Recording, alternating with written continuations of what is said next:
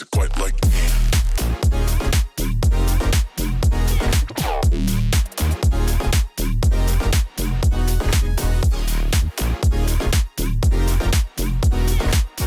I like it when my chords move chromatically.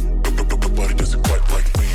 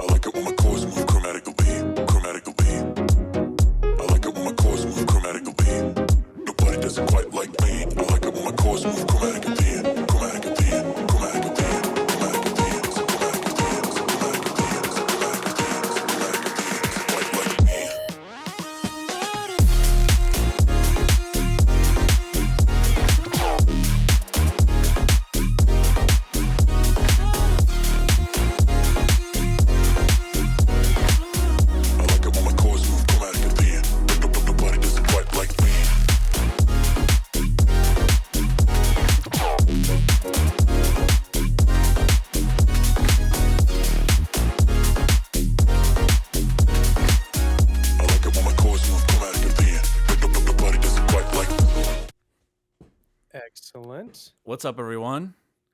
All right, let's make Hello. sure this is working properly.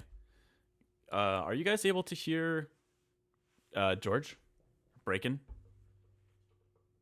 Borge? Can you hear George? Can you hear Braken? I almost called you Kraken in an email the other day. Ooh, that sounds sick. They actually okay, they can hear you. Should Nice. I rebrand?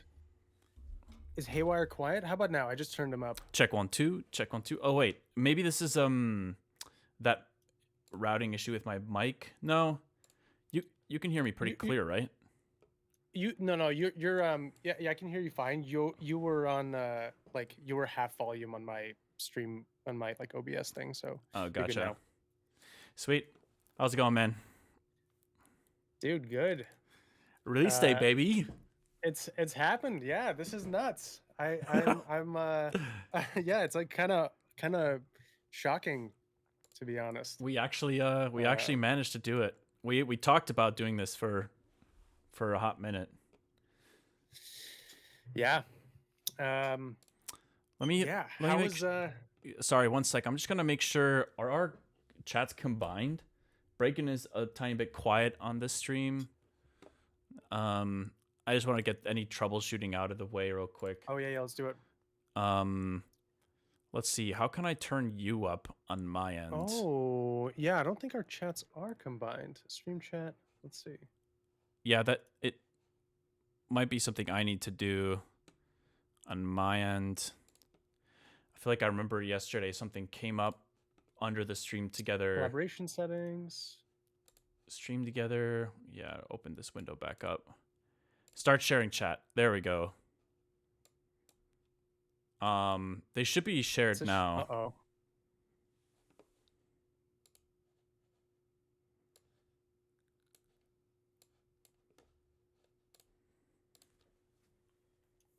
Okay, I think we lost.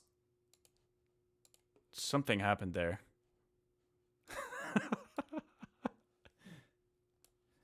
It's the boys. What's up, DJ Casmo? What's up, Orion? How's it going, Junie? What's up, Tomboy? It's good to see everyone. But yeah, I think the chats are merged now. Okay. Is there anything else? I feel like there was all these things that we wanted to make sure were working properly last time or yesterday. I feel like your camera is frozen for me. Uh-oh. Or very pixelated for some reason. Yeah. Wait. Okay. How about now? I don't know. Does it look? Oh yeah, it is pixelated on stream for some reason too. Great. Bro went 8-bit. Okay, that's fine. We have 24 minutes to fix this. Yeah. Wait. So Is it not like that on your stream? On my stream, it's fine. That is very It's interesting. not super pixelated. If it's so, I did notice that I went on Wi-Fi here for a second. I don't know why that's happening, but Okay. it should be fine now. It's It's still pixelated. It is. I don't know why, but maybe we hang up the call and then I knock on your stream again and we just try to restart it. Yeah, sure, let's do it. Network Okay. issues detected. Yeah, let's try it. Sorry guys, we're still just kind of getting things ready here. So okay, I'm going to click. Well, maybe I don't need to end the collaboration. Maybe I just exit out the window and then knock again. I'm going to try that. Yeah, right. Well, I don't know. It's probably not going to work. We'll give it a go. Actually, I think I do need to end it. Wait, so is my camera not showing up for you? Or wait, he's not even on the, damn it. He can't even hear me anymore. Hold on.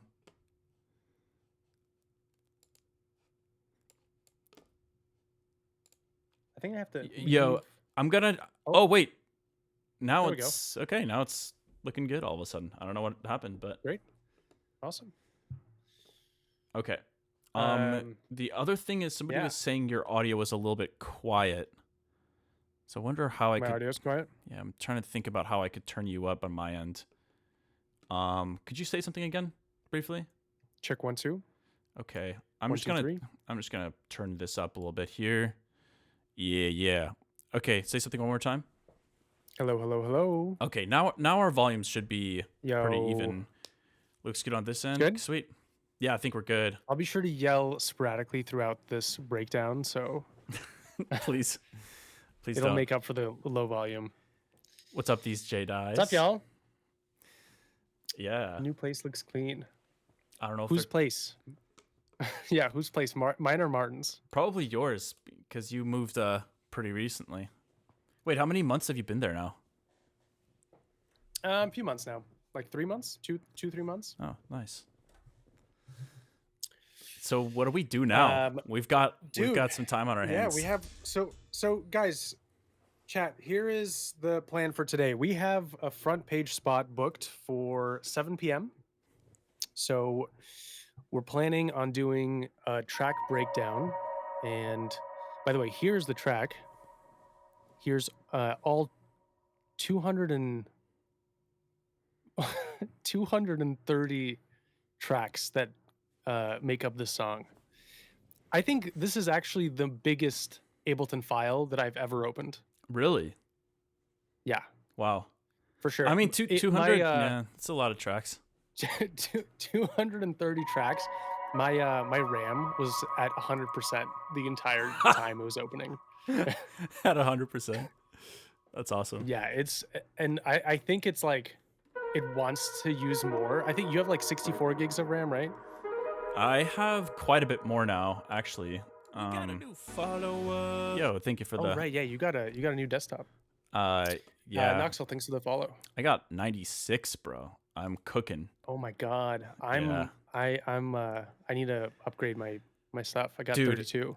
It is. I'm telling you, it is wild being able to open up a project file like that on 64 buffer size, and like have relatively low latency. It's pretty insane. But Yeah, I was getting my my keyboard set up in anticipation of this, and then I realized like midway through setting up, like all the there's not a latency. chance in hell that I'm gonna be able to play anything.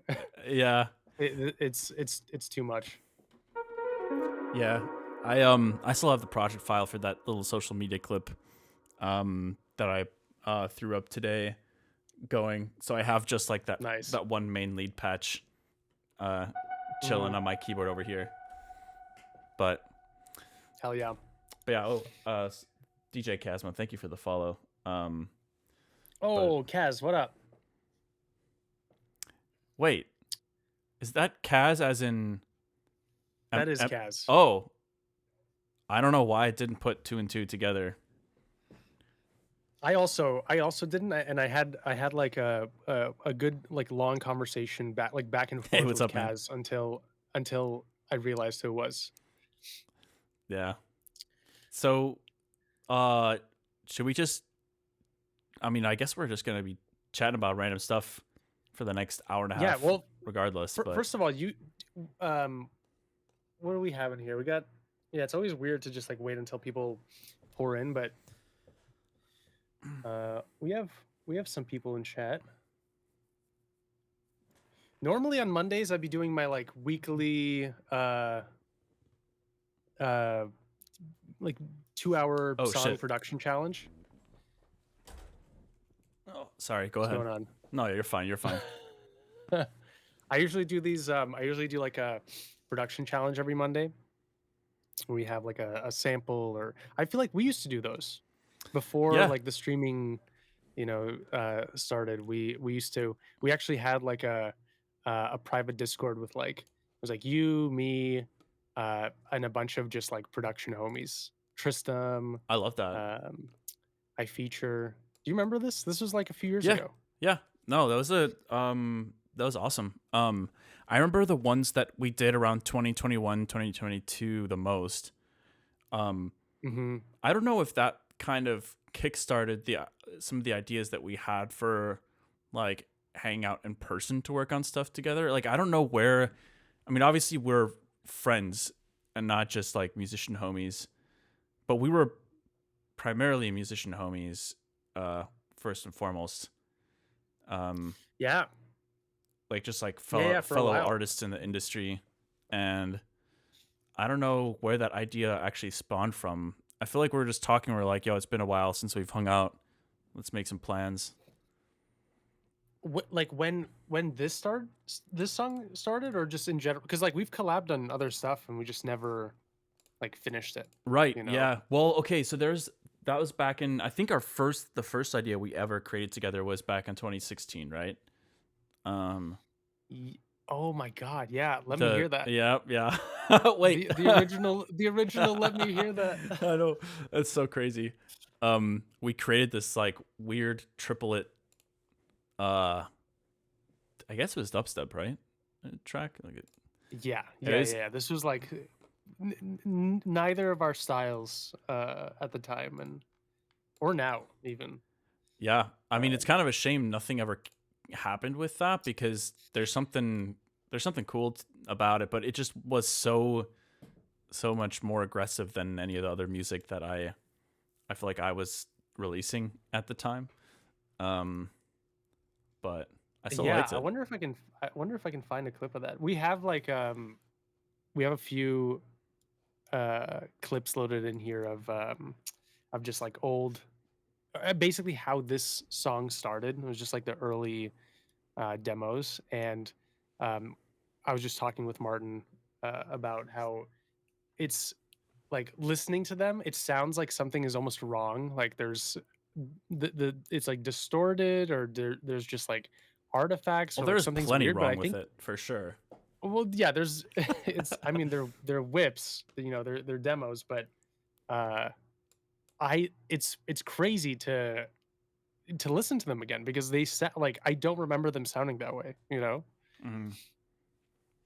I'm happy to play a few early demos right now. Yeah, why not? I'm kind of curious too because I haven't heard these.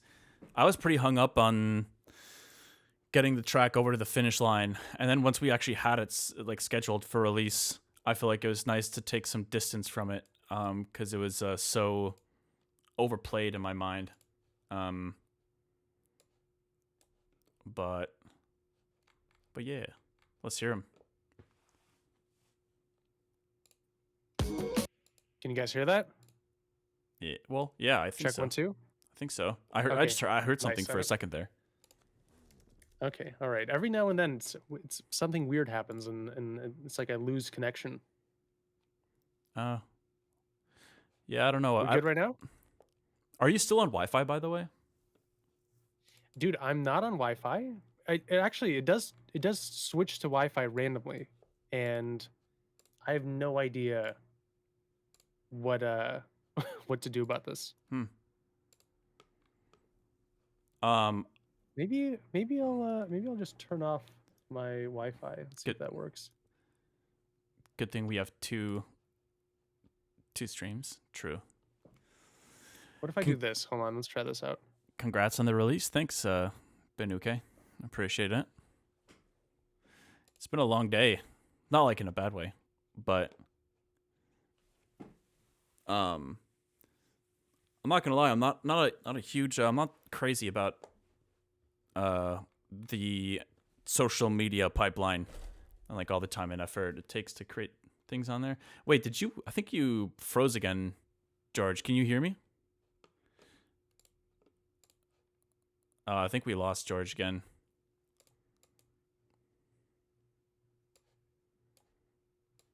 Huh.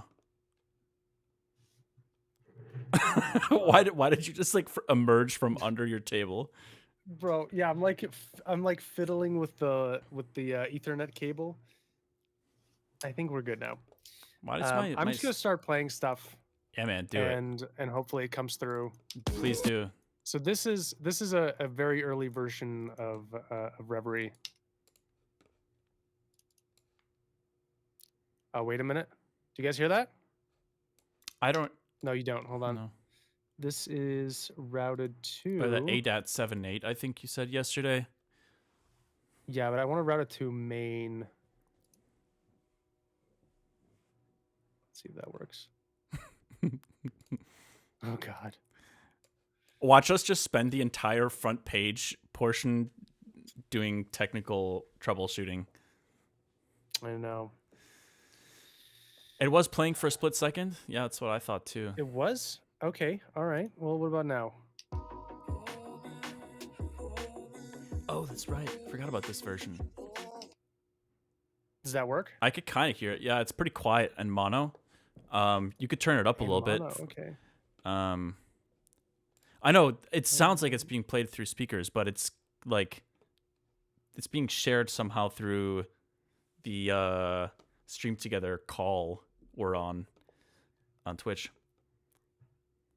So, Kaz, are you on Haywyre's stream or are you on my stream? I think you can see the icon actually next to their name. I just realized this. It says Kaz is on Haywyre's channel. Where are you seeing that, by the way? I'm not sure. It's in the shared chat option in the stream manager. Okay, hold on. We're so clueless, bro. Channel.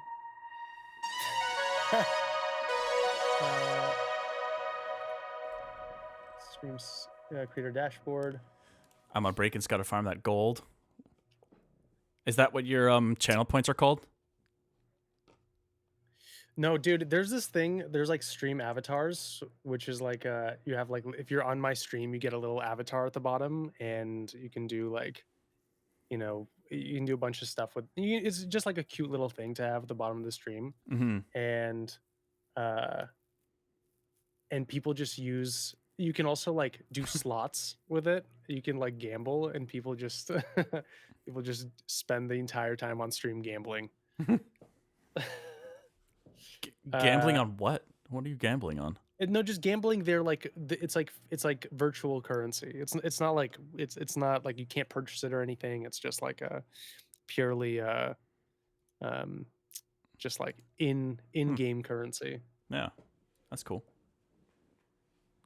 Okay, let's try. I'm gonna try playing this again. See how it sounds. Do it up. Oh, yep. I remember this version.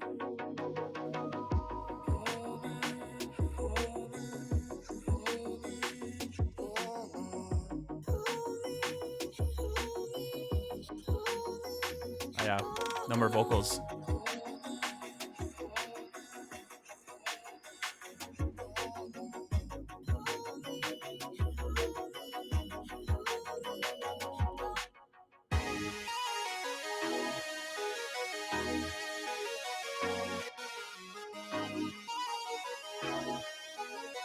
Wow. The vocals, so different. the vocals saying "Hold me." Oh god, what is this drop gonna sound like?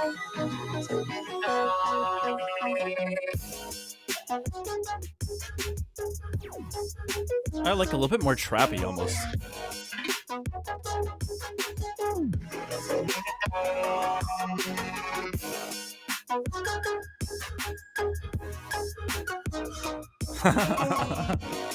Wow.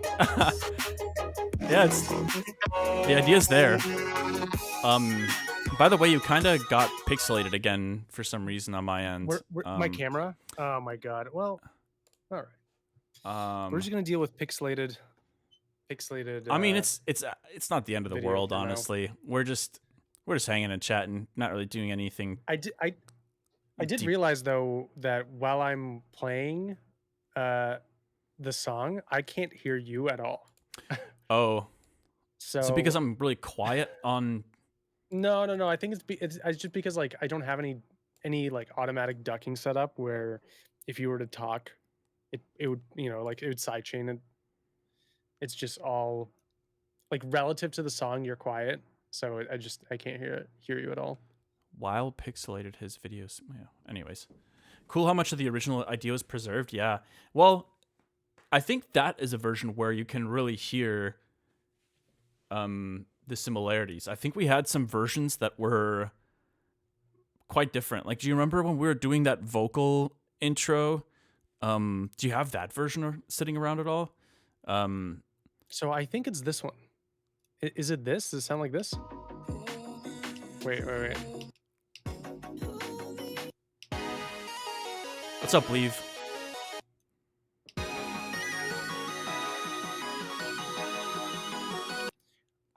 No, I think this is a similar one. This one had like post-drop vocals.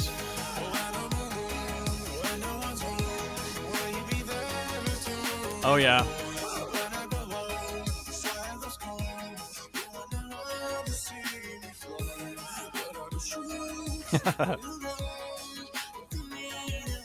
Hey, don't be shaking your head like that.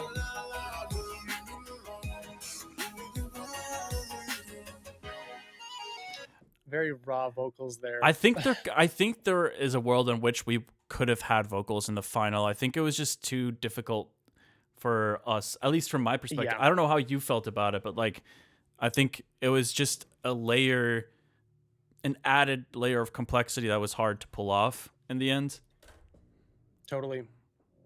Um Yeah, we just didn't have enough time. I think it was. I remember when I was at your place, it was like I kind of got the vibe. Like I think it was apparent to both of us that like if we want to release the song this year, then it's like we got to forget about vocals because it takes so much.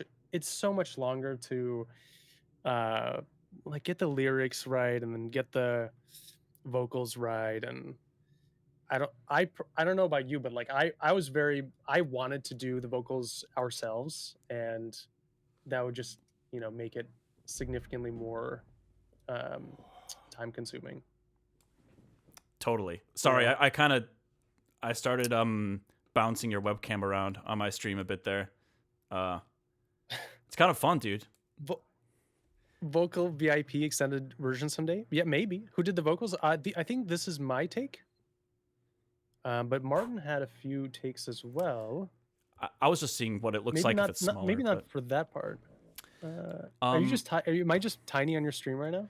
Well, I was trying to see if like it looks any better if I make it smaller, just because it is a bit pixelated. But, anyways, how long was this worked on as a whole? It's a good question. I mean, it took probably longer than it should have. Let's be real about that. But I could say that about just about any track I release. I feel like. What do you Braken think? cam low quality? Yeah, I don't know, dude. It's not low quality in my stream. I don't know what's going on. It I'm has gonna to- blame it on Twitch, but as they're about to put us on whatever, what's it called, on page, front page. start smack It's talking. Twitch. But I would say well over 100 hours. I honestly don't know how to estimate something like that because it was done over 3 years. I feel like the initial like I feel like the initial track came together like pretty quickly, right? Like, what would you say? Like the general outline took us. It was like 15 hours, maybe 20 hours or something like that. Yeah, so I think you came over. This track started when you came over in 2022, like late 2022, and um, I think we were like 60 or 70% of the way done by the time you left. It was like maybe, I don't know, like 20 hours, 20, 30 hours. And then we like reworked the song like 2 or 3 times and then just like stopped working on it, met up in LA and like just chopped it up and like did all sorts of stuff to it. Um, and that was already like a year and a half in. And then earlier this year, we decided to meet up and finish it. Yeah. And that was good, dude. We were productive. Actually, I don't know if you remember this, but we were productive, but like I was in Martin's studio for like 4 days, and I think we got 80% of the work done on the last day. Like it, or at least like we did work every day, but it really just came together like on the last day. Mm. That was like a Mhm. huge amount of progress. Yo, before Make redeem points reward with breaking cam. yo, Yeah, what were you saying? a quick question for you. For the width and height on the pixels of like my cam on your stream, I have Mhm. 800, 600. Is that what you have yours at? No, I have no, I don't. I'm just trying to fit you into the same like box that this like uh the section on the left is, but maybe I can like drag you out. Hold on. Could you check what your width and height is, because I'm wondering if that maybe is affecting the quality of your. No, that can't be it, because it was fine before. No, if anything, we're seeing less of you. We're seeing less of your room. Oh yeah, I don't know. Well, it's not important, but um, anyways, Chat is slightly over him. Yeah. Usually Haywyre's in the spot that I'm like usually I have my piano cam set up, but seeing as I'm not going to be playing any piano today, that spot's taken by Martin. damn right. Okay, dude. What are we doing? You want to do a breakdown? Like should we just start from the top? Yeah, we could. I mean, I was gonna say we could have see if chat wants to ask anything or look at anything specific, but we could also just start breaking dance battle. Break it down. Chat is slightly over him. Oh yeah, by the way, could have brought on Tristan for the Vox. In theory, I think we have joked about that. Not in the sense that like I think we both would have wanted that, but it was probably pretty unrealistic. I think it could have happened. Maybe not for this song. It could happen for another track. True. Yeah. Yeah. Let's Okay. yeah. So just a heads up. Hey, what were you saying? I know you're about to dive into the project file, but just so you guys know, we weren't able to find like a great stable way to showcase Braken George's screen on my stream. So if you guys want to follow along for the track breakdown, I would recommend switching over to his stream for the time being, and then you'll be able to hear and see, more importantly, what we're doing. And you'll be able to hear Martin as well. Yeah, I'll still be there. Do not fret. Okay. My Yes, children. so I'm gonna start. I'm gonna play your children. I don't know. I'm gonna play chat. I call chat cringy chatters because they call me Unk. So I feel like that's the only appropriate designation. I don't know if you have like you remember how like Justin Bieber had like had Beliebers. Yeah, I feel remember like that. there's like, you know, do your fans have like Haywire-ites or something? Child of Wire. That's our official name, Cringelinks. That's right. Cringe 6-7. Yes. All right. Oh shit. Yeah, this stream together thing isn't working too great. Then take it. Huh.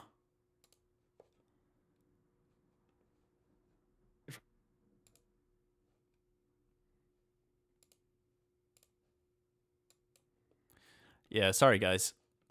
Hopefully everything's sounding okay on his stream.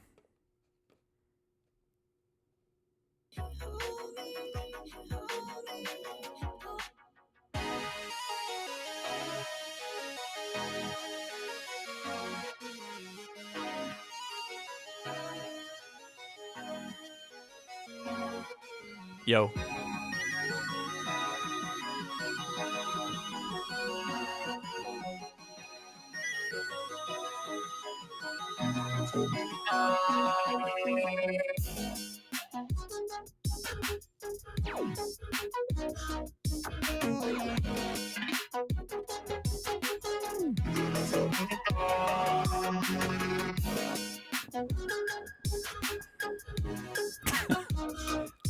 I forgot he can't hear me.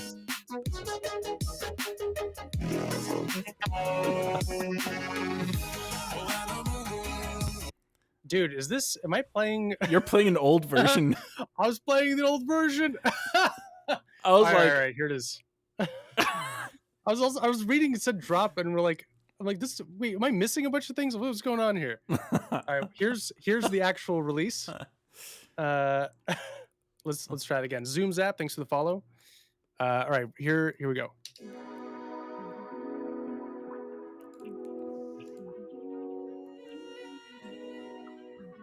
It's my homie Ernie on the violin.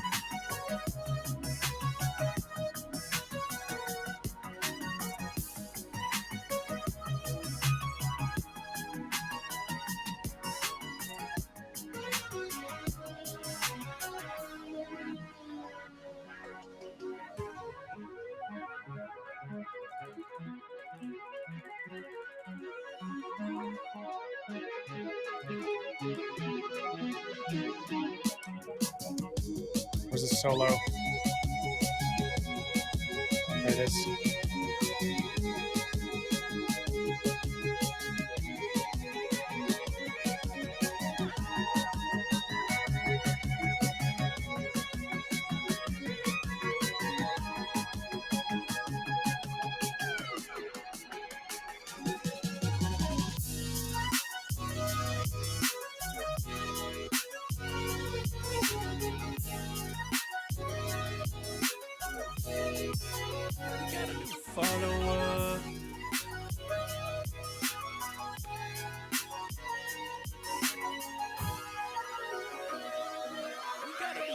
follower.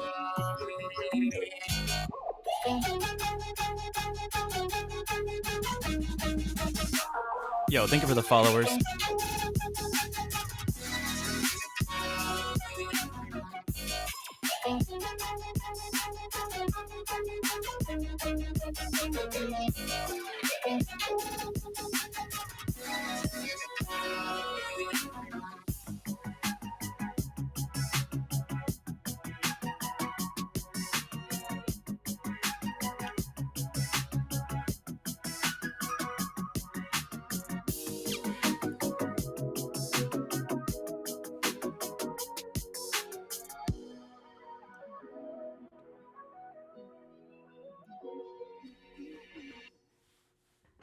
Nice.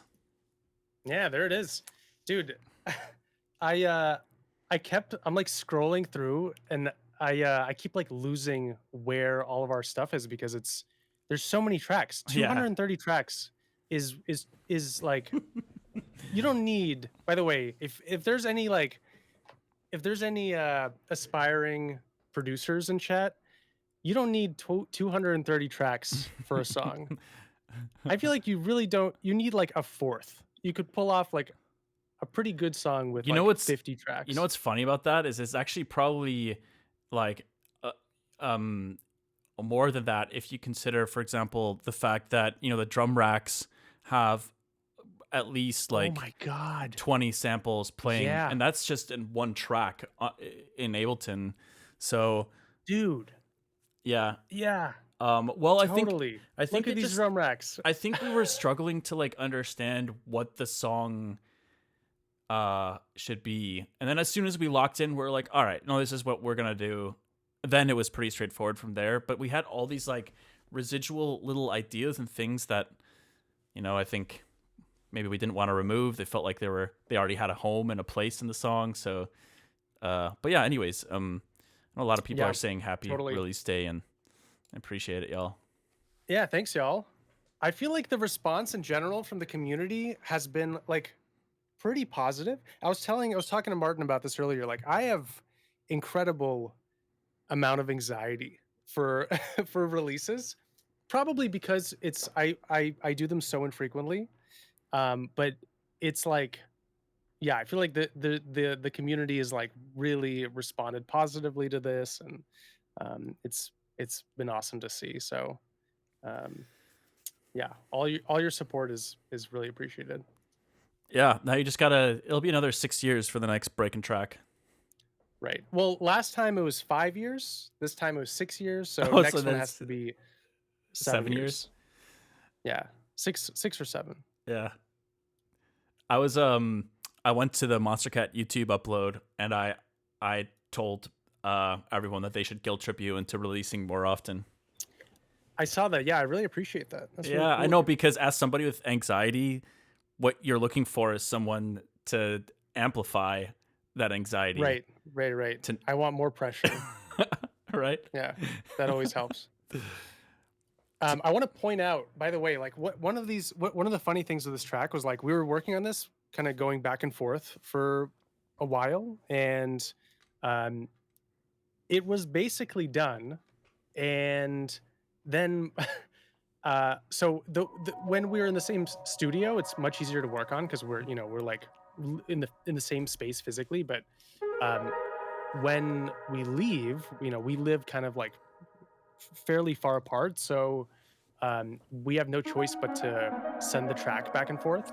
And I remember like the last time I sent the track back to Martin, I was like, all right, cool, we're basically done. And then you hit me up, Martin. You're like, hey, I paid a violin player to to play violin over the whole track, and added like all these violin riffs that ended up being cut down dramatically, but a good chunk made their way into the track, which was, I think, what made its way in has been like pretty great. Those are right here, by the way. Yeah. These things. Yeah, that's my boy Ernie. But it's funny because I remember sending it to you, and your reaction was kind of like, yeah, this is cool. Maybe we could just turn them down everywhere. Yeah. I was like, Yeah, pretty oh, much. and then you were like, yeah, I guess I could have mentioned I don't like the violins very much, and then it cracked me up, because I remember you telling me because we're giving each other notes with each version, and you were like, yeah, you could turn it down here and here and here, and I was like, oh, so wait a minute, like, so you want me to turn it down everywhere? But we found Yeah, so I didn't. So originally, just to clarify, I didn't know exactly where violins were. I just listened to the song and like made a list of moments. Like I like wrote out a list of like places where I was like, here, like turn down. I'm not happy about this. Maybe like the synth could be a little louder here. And basically, like I was like maybe a list of like 10, I don't know, 10 or 11 things, and uh I think 90% of them ended up being just like violin parts that I didn't even realize. I was like, oh, this synth is a little I feel like I can't hear it as well. And well you were that like, oh yeah, there's a violin on top of that. I don't know. I get kind of excited when adding more to a track. I feel like I can be like a maximalist in that sense. At least when I compare it to how many other producers I've seen work, how they work. But I feel like we found the sweet spot once we like were able to make sure that the tuning was kind of working a bit better, and once they were being ring mod sidechained technically, right? That's what the compactor does. That's really sick. So you could speak more about that, because I have no idea how you ended up sidechaining them. I was gonna say that these are the violins that were like in the final version. Here they are.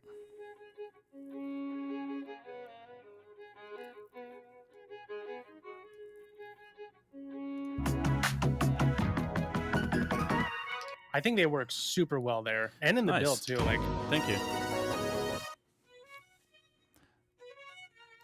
Yeah.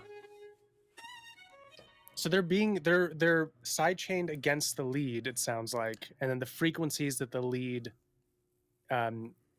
is playing, those frequencies are being dipped. Is that accurate? I actually don't even have the technical terminology to describe what it does, because like, normally if you were to use something like Track Spacer or plugins like that, I'd know that that's what's happening. And yeah, it is ducking, Kaz, but the way it's ducking, when I was watching the description for it, it's like a perfect sample to sample representation of the waveform. So it was less about like frequency content and I don't know.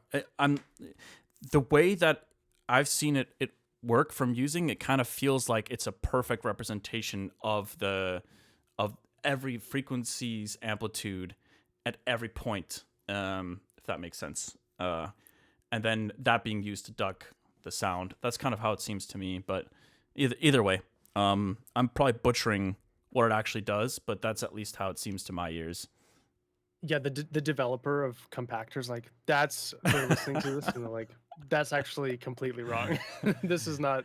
But this dude, isn't how it works. But the fact that plugin is free blows my mind, because it's so useful. I can't stop using it in projects these days.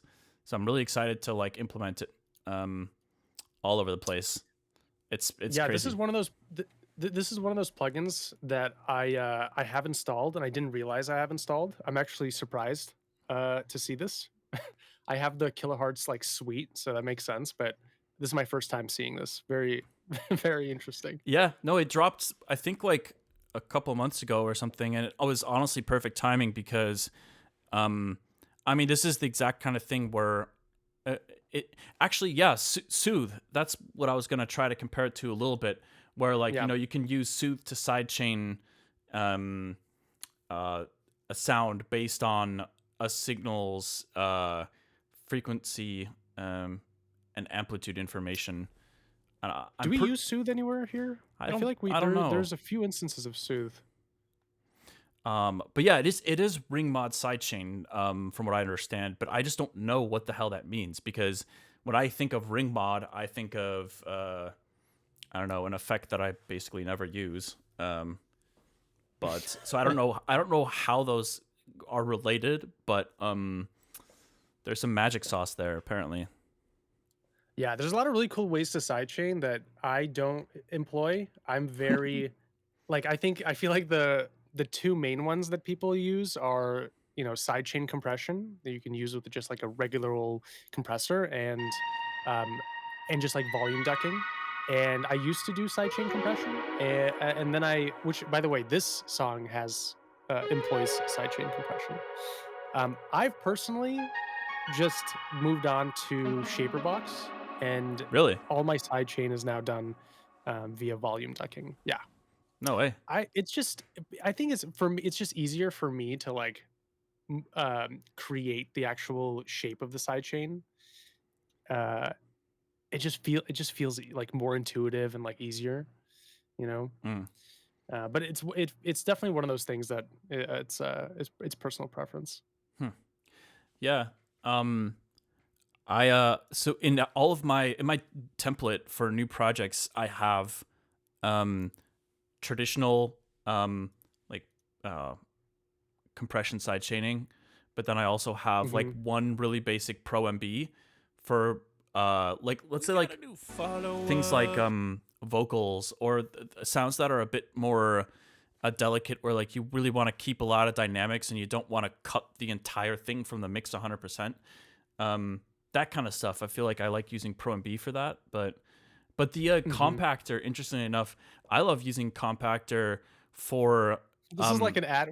This is an ad for kilohertz Dude, plugins. Listen, it's just sick, man. I mean, the fact that they released that for free just blows my mind. But it is sick. No way. Can we talk some more about the track? Braken has more than 1.6K viewers. It's a bug. Nah. He's a. We're on front page. I'm pretty sure. Welcome Twitch. Yeah, welcome everyone. Chat. We should have said something, but yeah, welcome everyone. Braken and I, guys. we released a new track today called Reverie on Monster Cat, and we're just kind of talking about the song and going through the project file. And yeah, if you guys have any questions, anything specific you want to take a look at, we have the project file open, or Braken does at least. So if you're in my stream, if you jump over to his instead, you'll be able to see the project file open right now. But yeah, otherwise I'm just gonna talk about some things that I found interesting while working on this. And obviously if you have any thoughts or things you want to input on, Martin, please do so. I wanted to start with the drop. So we had so many versions of this drop in the sense that they all kind of sounded similar. They all sounded more or less like this. You can even hear that sort of rhythm and vibe, for lack of a better word, in the old demos. But we just, over time, we just kept adding more and more stuff, and eventually, somehow, we lost a good chunk of the individual MIDI, serum patches. From what I recall, it was all done in serum. But we lost a bunch of the serum patches and had to kind of cobble together this Frankenstein of a group with all these bounce samples and MIDI, and eventually we had this, which we had to we bounced it to audio, and then just literally went in and duplicated. Do you remember this? We copied and For sure. pasted instead of, because before I could even drag this out. These are all, oh my god, wait, this is totally different. So these were kind of individual hits that were slightly different. I think the rhythm here is a little different. Well, the patches were some of the wavetables were triggering at slightly different positions, and some of the effects would be slightly different. And I think that that's some of where the effect and the intensity from the drop comes from, that like sampled feel where like the exact same sound is happening multiple times in a row. You know what I mean? Yeah, yeah. I haven't heard this in a while, but I'm curious what this pre chopped up sounded like.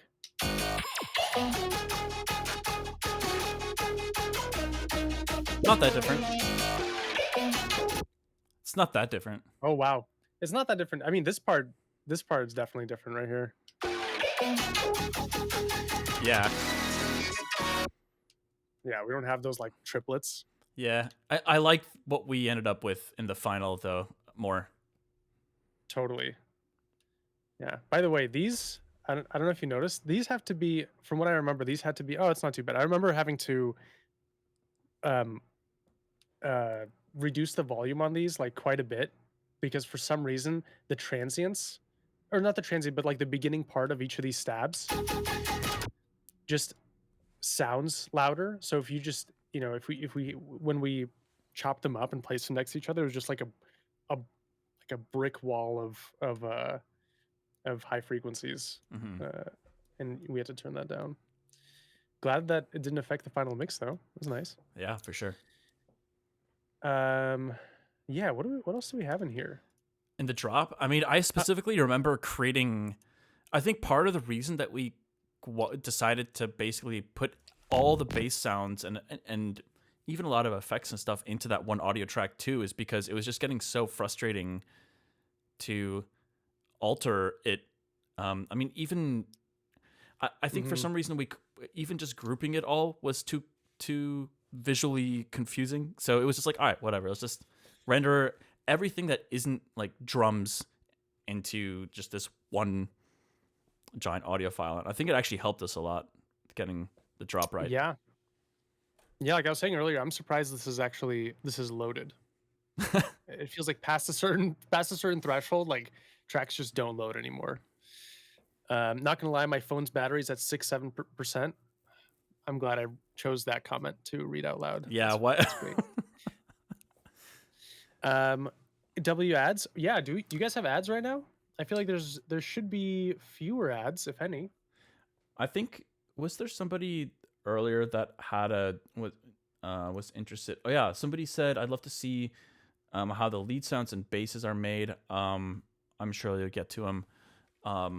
But I guess that's kind of like how some of the bass stuff came together. I mean, maybe if you wanted to dive deeper into any of the patches, we could.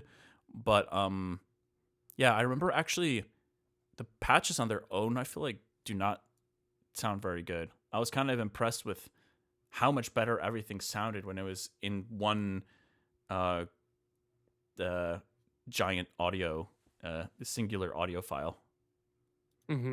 Yeah, one of the we can unfreeze some of these. A lot of these tracks are frozen, but this one right here, I think, yeah, we could probably unfreeze this and take a listen. This is the main bass patch, right? Sounds like it is. Kinda, yeah. This one is fairly straightforward, I think. Oh, it's an init patch. Wait, what? That didn't load properly then. No, it definitely didn't load properly. Well, so good to know for if we want to unfreeze other tracks. The answer is don't do it. Right. Okay, well, luckily we don't need it for the actual drop because that's bounced. But I think we can take a look at the leads. Yeah, I think it was Oh, three these main are also layers, frozen. right? For the drop? Yeah, I think for the lead, there's three main layers, right? There's that. Sorry, do you mean the drop lead or the lead that plays during the like the build and the verse and stuff? During the build. Yeah. That one? Yeah, I think that one has three main layers, right? The one at the top, I think, is the main one. Yep.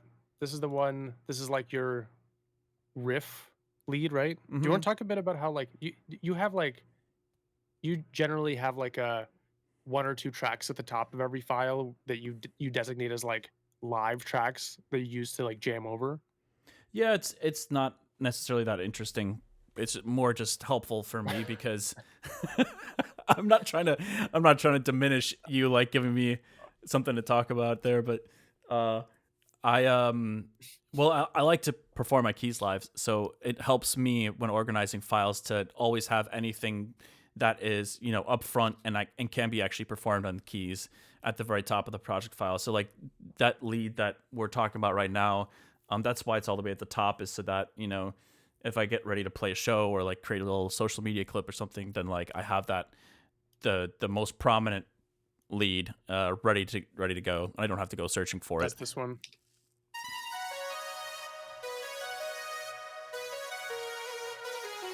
Yeah, exactly. Which, by the way, I'm curious, what does it sound like without this lead now?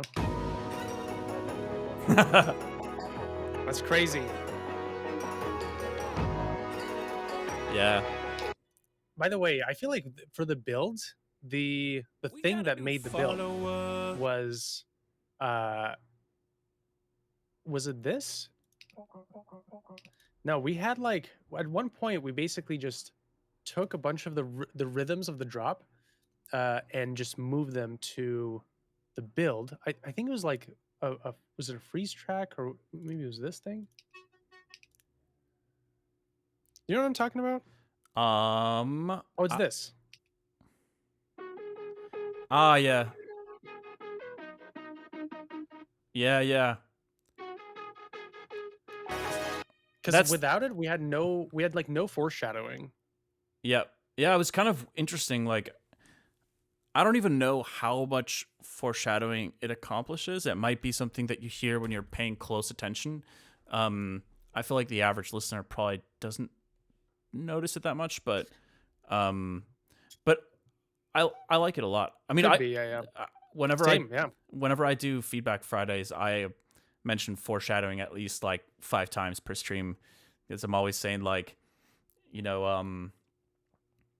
I mean, it's obviously a stylistic choice to also have something come out of the blue and just like happen, but I think it's cool to do a lot of foreshadowing. I feel like I'm so like I'm like familiar with the concept, obviously, but I just don't. I foreshadow so infrequently in my tunes. I think it's like it creates like a cohesiveness, like from a world building perspective, and that's how I feel about it. At least it's kind of like leaving little breadcrumb trails that bring you to you know, this idea. You know, it feels like more cohesive. Breadcrumb trails to the drop. Yeah. Yeah, totally. But without this, if we just mute this, it was besides this layer, we had like one more somewhere here. So this,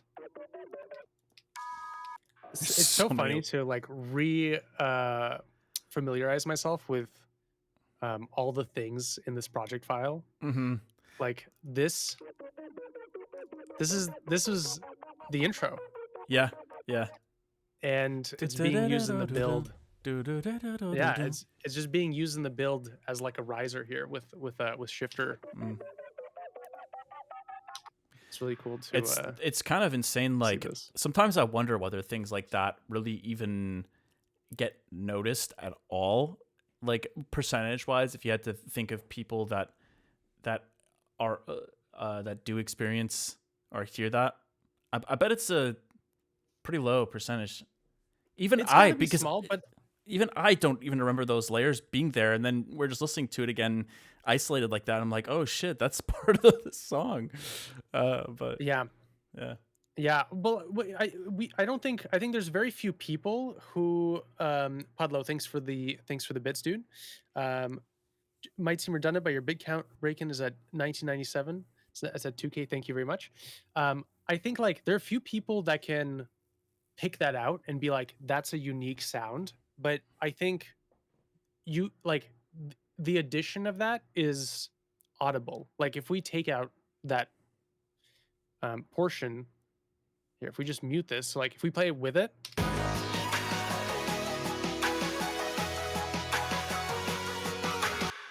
And then I already can't hear it, but if we play without it.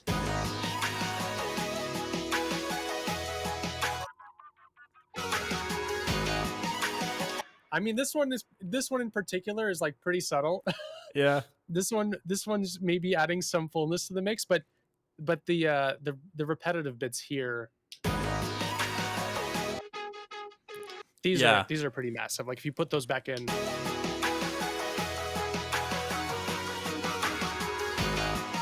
And it sounds like we have like another lead of, this one right here.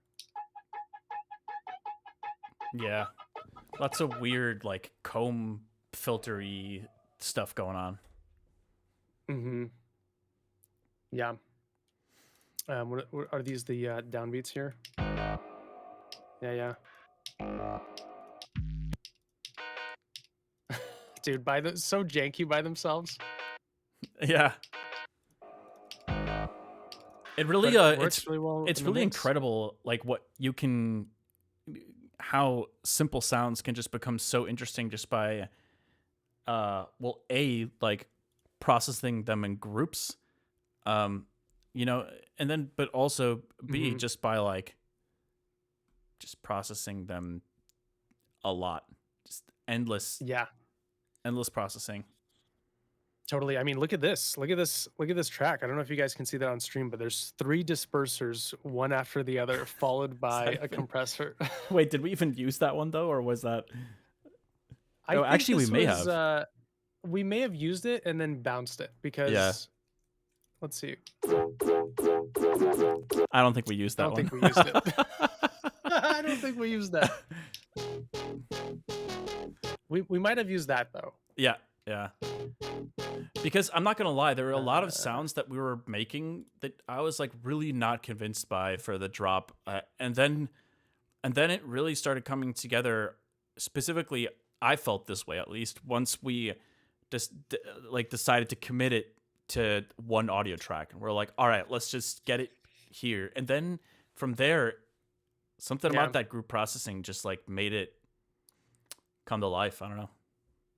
Yeah, totally. Do you guys? I feel like are there producers in the chat? Like, do you guys do a lot of committing to audio?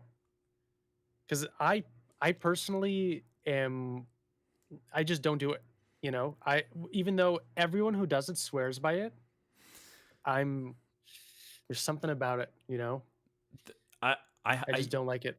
I don't like it either because I don't like it, but I do it anyways, because I like to bother myself and put myself through pain. But on a more serious note, for you it makes sense because you have for you latency is really important if you're playing. True. You know, if you're playing something live, and if you have like a bunch of MIDI tracks, then it's gonna impact the latency. Totally. Yeah, but I mean beyond that too. I mean sometimes. I mean, I think like from a production standpoint, I definitely I don't consider myself to be like cutting edge. Certainly not anymore now. Maybe not ever, but not anymore now this song is released. Yeah. No. Now that this is this is out. We're chopped.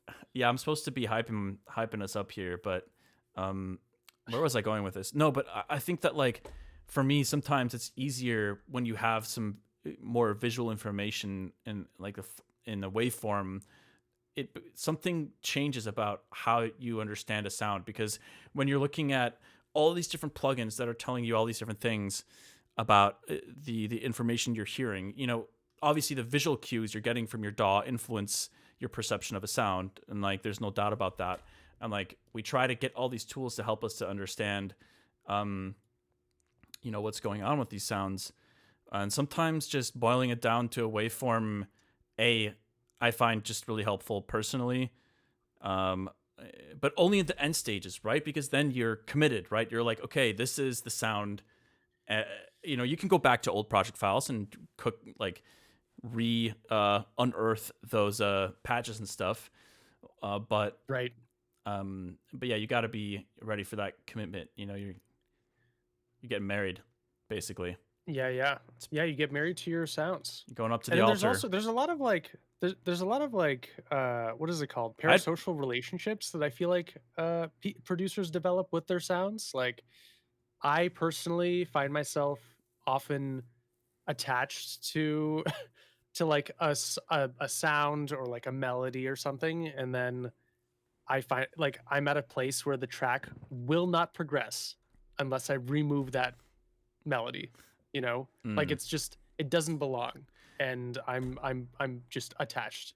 You know, there's something I I've been hearing people If you have chat things to about. follow. I've been hearing some people chat about this idea recently too, where like this maybe doesn't relate that much to our track specifically, but like I'm curious what you think about this. You know, the whole idea that you don't desensitize yourself too quickly to a new idea that you're working on, right? Like don't listen to it like a bajillion times. But there's another angle to that which I think is kind of interesting, where it's like part of the reason that is because it becomes harder to hear the possibility for that to go a different direction. So the more you commit to a certain direction for a song, the harder it becomes to hear, that really cool riff in a new chord progression or with a different sound. And like you kind of like get locked into this one direction for that idea. And that can be Totally. it can be like a trap almost, because it's like, well, what if that direction, what if you committed too hard to the wrong direction, or whatever that might be. This is the problem with like whips. There's like a lot of artists that have like demos that are leaked or like put out works in progresses, and then people are like, yes, finish this and release it, and then you're like, all right, cool, and then you finish it and release it, and people are like, which entails like more mixing, adding stuff, maybe removing certain things, but in general, like the track is the same track. It's just like polished, and people who've been listening to the demos just are used to the demos, and they're just like, this sucks, bring the demos better.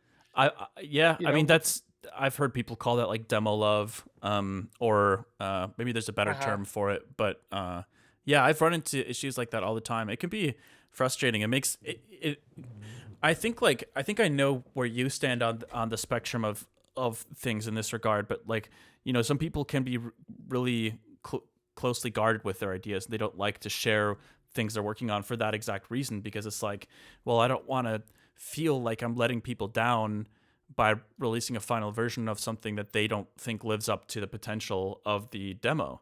And I think you're probably more on that end of the spectrum, right? Like you don't want to share everything you're working on with other producers. Yeah, so I definitely was, but then I like, for those of you who don't keep up to date with my content on socials, I started posting some form of content basically daily, like half a year ago, and that was to like encourage myself to break out of that exactly that mindset that you described, where Break it's like, into the mindset. okay, right. Break into the. Sorry. Nice. Hopefully hopefully my stream deck worked there and it wasn't just a bunch of silence. It was silence for me. I was like, man, I just ruined his flow. Was it silence for you? Oh, yeah, no. I don't hear anything. I have like a cheer button mapped to my stream deck. So like if someone does well in like a song challenge or makes a joke or something, I play that. Nice. But that's hilarious that it was silent. Well, but for me anyway, yeah, I started doing the daily content stuff, and that's really helped like alleviate the pressure of like, okay, this needs to be perfect. I don't want to share anything with people. They might fall in love with it, and then they won't like the finished release, or they might hate it, and then I don't want to finish it. And now I'm just like, it doesn't matter. Let's just put anything that I'm excited about, I'm gonna either finish it, or if I just want to share it, I'll just share it. And Yeah. that's been it's been cool to do. Yeah.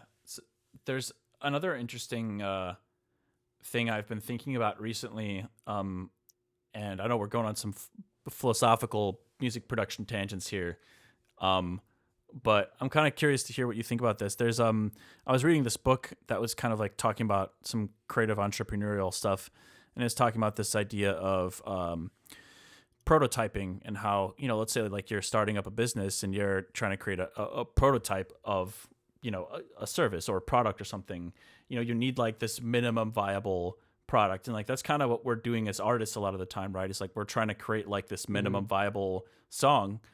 And it's interesting, the book was like talking about how it can be bad to overcommit to producing like this incredible prototype, that like you're putting too much time and money into a prototype when it should be like rough and ready. It could be like a pencil with some scotch tape taped to like, a motor or something, and like, whatever the I don't know what invention that's supposed to be, but you get my point. Sounds like something good. And it's interesting because like I wonder sometimes if I'm just curious if this is something you can relate to, because like sometimes I create sketches of songs and I'm like, oh, this is the song, and then I'm like, this is how I finish the song. It's like I take this and I bring it to the finish line.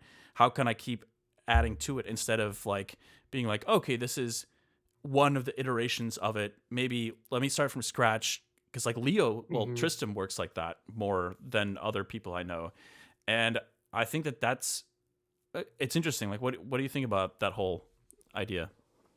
Pencil motor tape. I have two thoughts there. I have two thoughts about the pencil and scotch tape idea. So first of all, I would say that Tristram is, not to go on a tangent, but Tristram is very interesting in that he will, he'll create a song and then trash it and then just remake it like over and over again, more than what I think, people realize. And I think that's a good habit to get into. It's something that I've like talked about elsewhere on stream.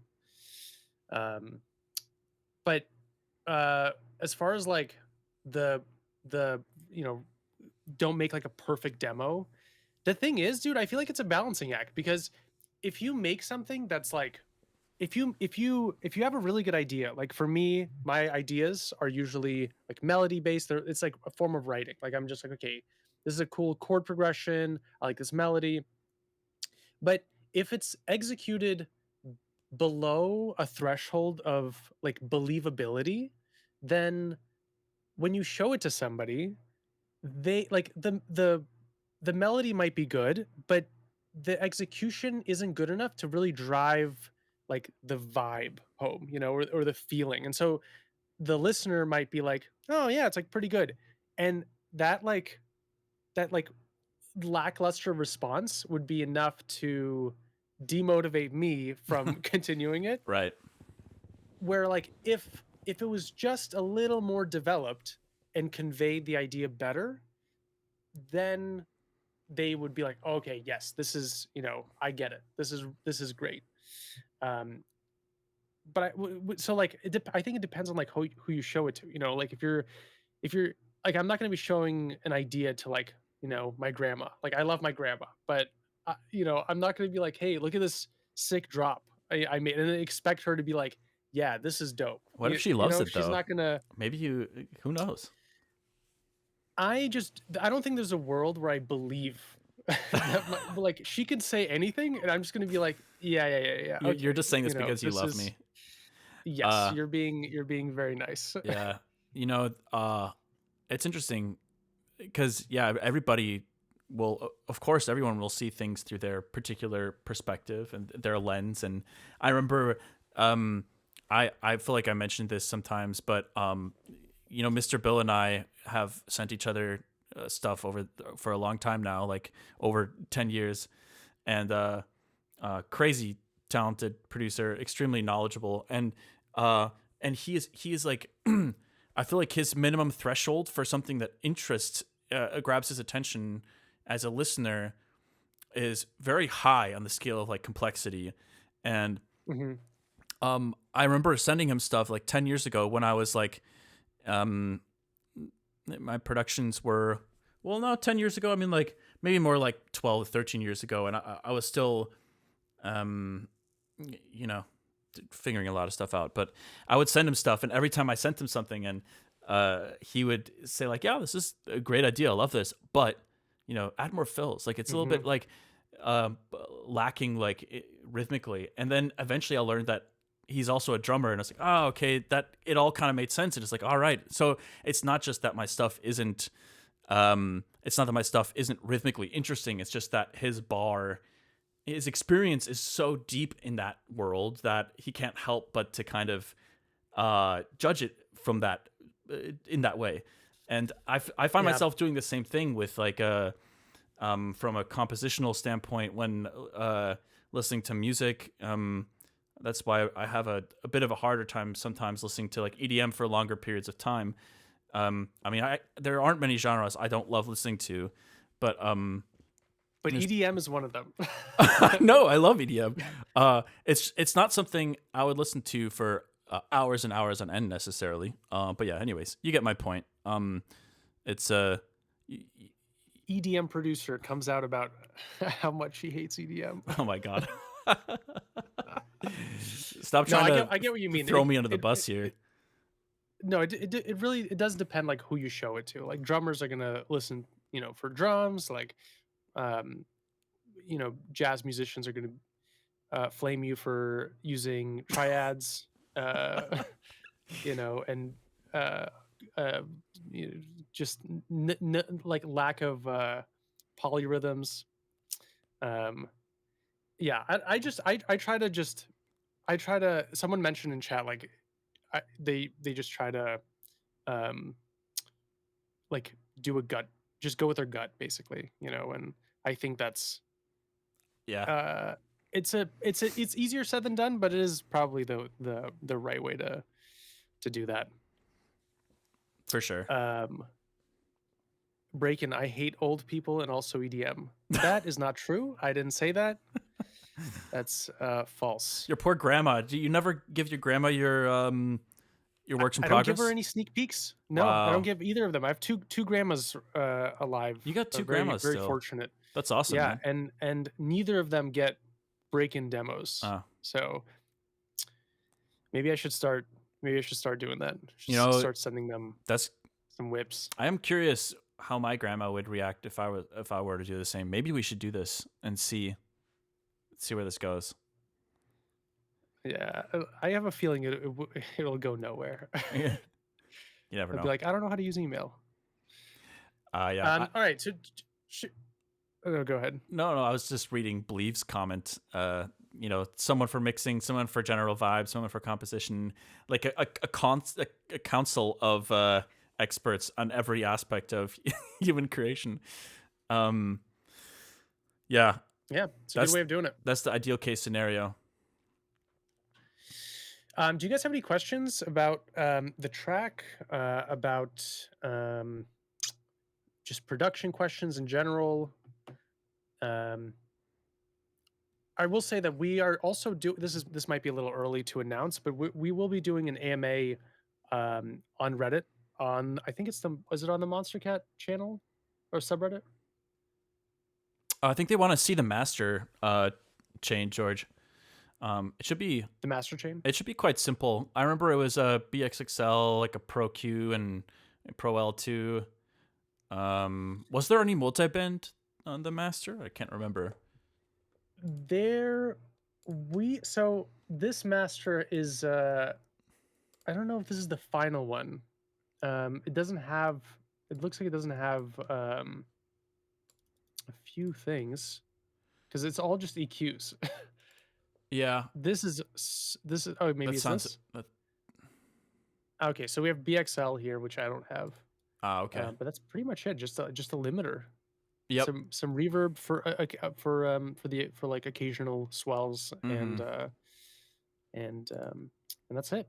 Yeah. It's a fairly simple master. I mean, you guys are listening to it essentially with no master chain because this is the main mastering plugin and there's none of it here. Well, but the BXXL primarily is just compressing the sides a bit, and outside of that, I think it's got like this mono maker feature in it that's nice, but totally, you can do that in pretty much any plugin. You can do it in Pro Q or whatever, but I use that on occasion too. But yeah, it's primarily just used for compressing the side signal a bit, and outside of that, I mean, Pro L is doing lots of magic. But I feel like the most of the mixing we did was in the tracks themselves in the project file. I feel like I don't know Totally. how you feel about it, but I think that I like to take the approach and the philosophy that, like, I like to basically just have limiting on the master, maybe some really subtle EQing, and that's pretty much it. Yeah, I do the same. I don't have any EQing, but I have like a very low I have some like multi-band compression on the master, and some limiting as well. But in general, yeah, I agree. It's like much better to just mix and forget about your master. Like I don't know if you've found this, but like in my experience, like mixing with the master on is good in that it shows you what you're missing, but ideally your master like shouldn't really change the tune. Like if you turn on your master chain and you get way more highs, then you should just go back and introduce more highs. Do you use a similar master chain for most of your songs, or does it depend on what you're making? For me, it's pretty similar across the board. I don't know about you. I feel like I try to start from scratch every time, but it tends to start. It honestly ends up being super similar, even though I do that. But I think like every track is different. So that's why, and I think like I'm not really some fantastic mixing and mastering engineer at all. Like I'm actually, I don't think I'm very good at all. But I don't know. I feel like, well, I will say that like Haywyre drove the bus in regards to mixing this, and I think it's a really good mix. Thanks, man. I appreciate that. I feel like it's, I feel like I've seen a lot of people message, comment about the clarity of this mix. Hell yeah, that's good to hear. But but damn it, suck. I was flattered, and now I don't know what to say. But no, I was gonna say something about like the process of starting from scratch every time.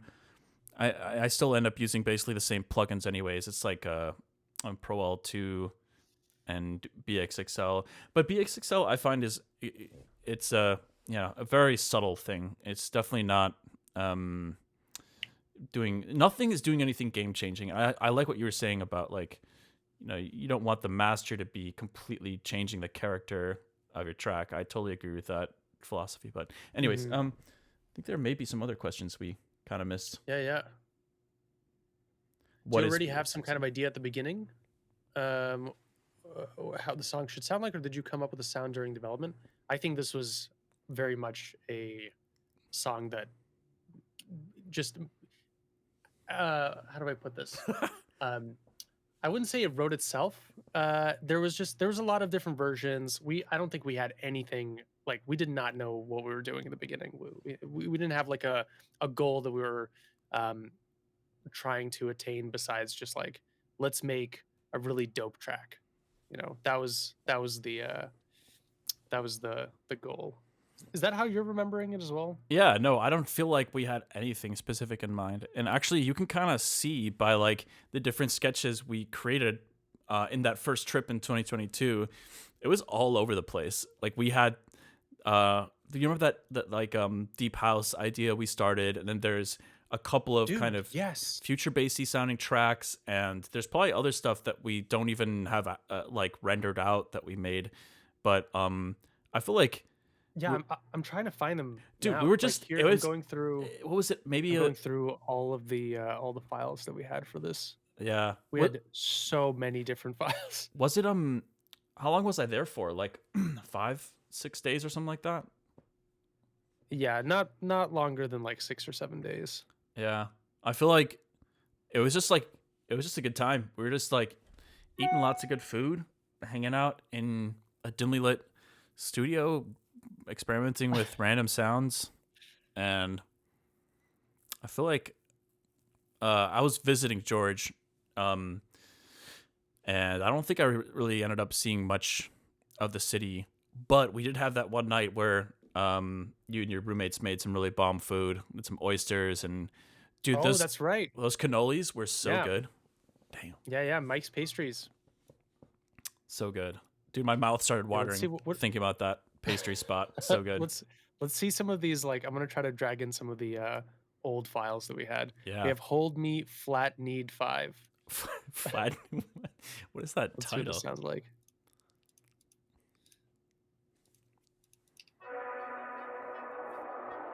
This is like an early version.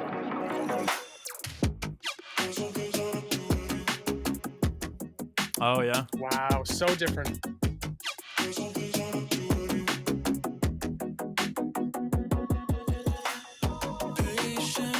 Oh my god. I forgot about the vocals. I don't know why the vocals stopped there, but let's see what else it sounds like.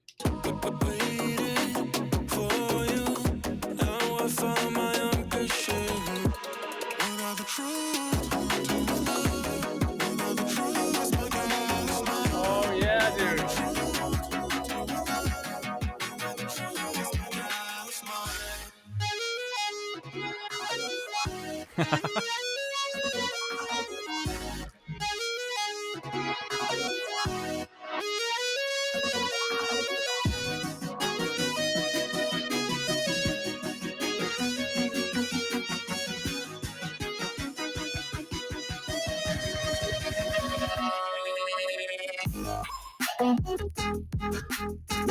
Oh, it's so dry.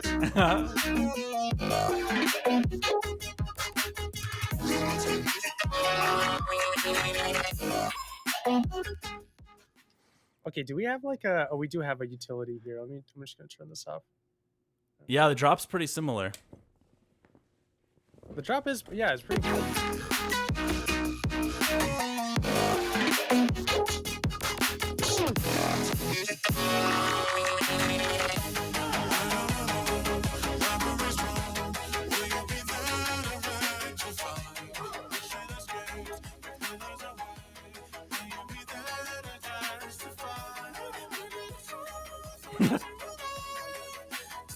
Yeah, we had some.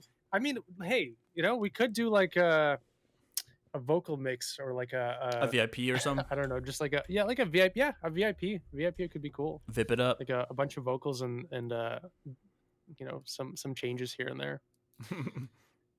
Vocal VIP. Dude, there was one version though that had this really sick like pitch monster vocal thing that happened purely by accident, where we're like editing some vocals in Pitch Monster, and it sounded so sick. And I think that's something that was it like earlier than this? I don't know. It was one of the much older versions. It's something from like 2023 or so, and there was something really cool happening in one of those versions, and I think we just never knew how to actually fit it into the song. But I'm just gonna drag stuff in here and see if it's what you're remembering. Yeah, there's some. What are you saying? No, sorry. Go ahead.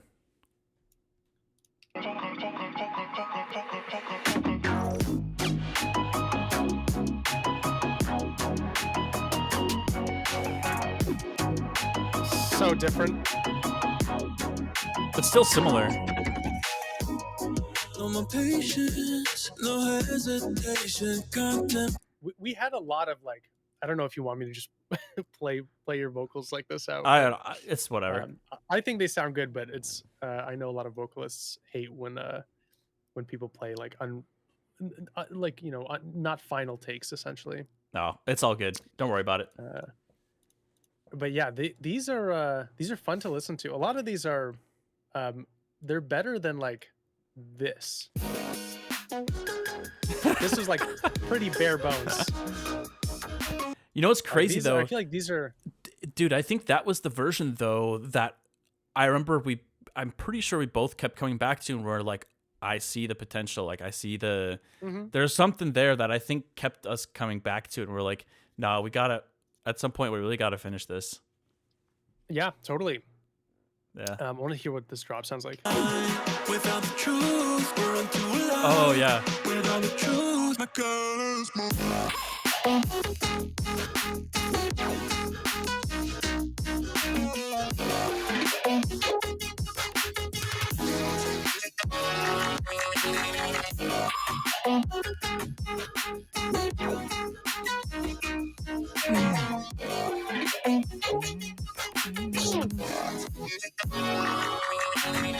Oh, When I'm alone, reverie's gone. Will you By the way, that's where the name Reverie came from. I think that this was in one of the lyrics. The lyrics were like, "When I'm alone, reverie's drone." And yeah, I was like, we have to keep this. Something got disconnected on my computer. Is it my Wi-Fi? I can hear you. Okay, nice. Prod, thanks for the follow. By the way, guys, we're going to be doing an AMA on the Monster Cat subreddit on Tuesday or Wednesday. So just a heads up. If you're interested in asking us any more questions, We gotta do I know we're probably leaving the front page shortly. Yo, thank you for the You follow. can always do that.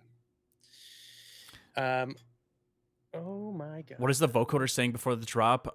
Even if I never go, can you solo the entire drum bus? Actually, I'm kind of curious too. Can I solo the drum bus? Yeah, totally. Maybe in the drop or something. Uh-oh. Or can you? Okay. All right, here we go. I love it when windows pop open when I didn't do anything. It's just like a nice little surprise to see what's on that window. Okay. The drums are all the way up here. I still have 70 tracks to go. Okay, there we go. Oh, Here I'm are just the going to drums. answer a couple questions, by the way. I saw somebody say a simple guitar serum lead, a preset, or custom. That one is custom. That's a lead I made on stream a while back. And then somebody asked about the... Well, actually, sorry. Yeah, let's focus on the drum thing first. I'm going all over the place. The drums are this. These are the drums. So here, for the drop, the drums are here. Wait, is this really all the drums? Is this? I believe No so, way. yeah.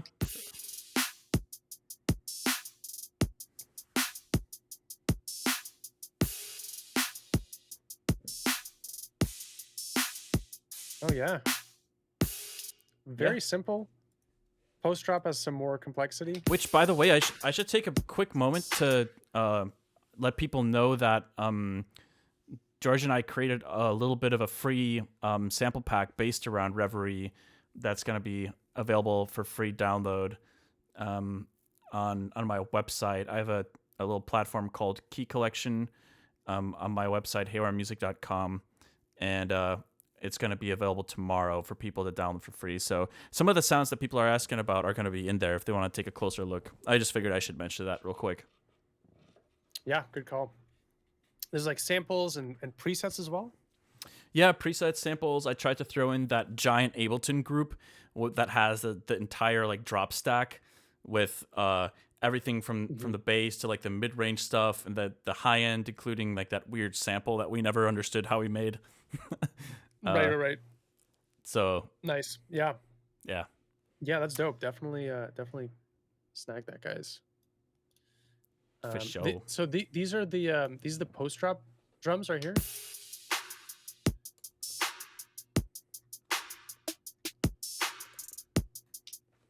Pretty just very clean. I think they do a good job of taking up the space they need to, and that's it. Mhm. There's like no superfluous stuff going on.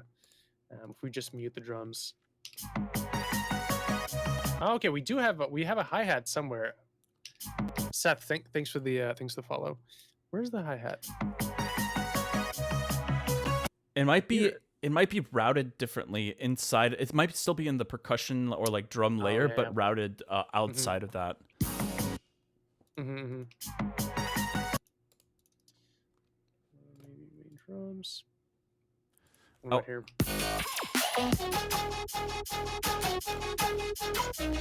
Oh, we also have a noise layer down all the way at the bottom here. I wonder if this is. Yeah, this is just. It's so funny to listen to this by itself. It's actually providing like a nice. It's like this like sandy grit texture to it. Mm-hmm. Do you clip your individual drum tracks? I'm very bad at limiting my drums. I think it's probably a good idea. I guess it depends on like what kind of mix you're going for, what kind of music you're making. But yeah, what about you, Martin? Not really, to be honest. But I can't say I've experimented with it. I should give it a try. See if it works with my my production style. Are these drums not limited? Oh, I guess they're not. There They might be a have, glue like, compressor they have on a- there. they have Uh, Oh, look at these racks.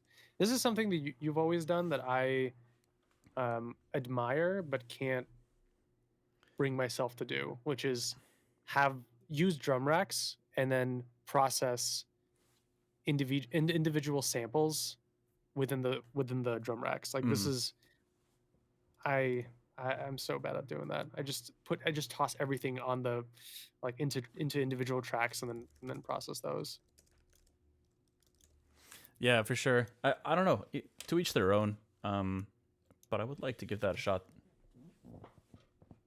Yeah, clip my transients just to make sure my master limiter isn't getting overworked. Yeah, fair enough.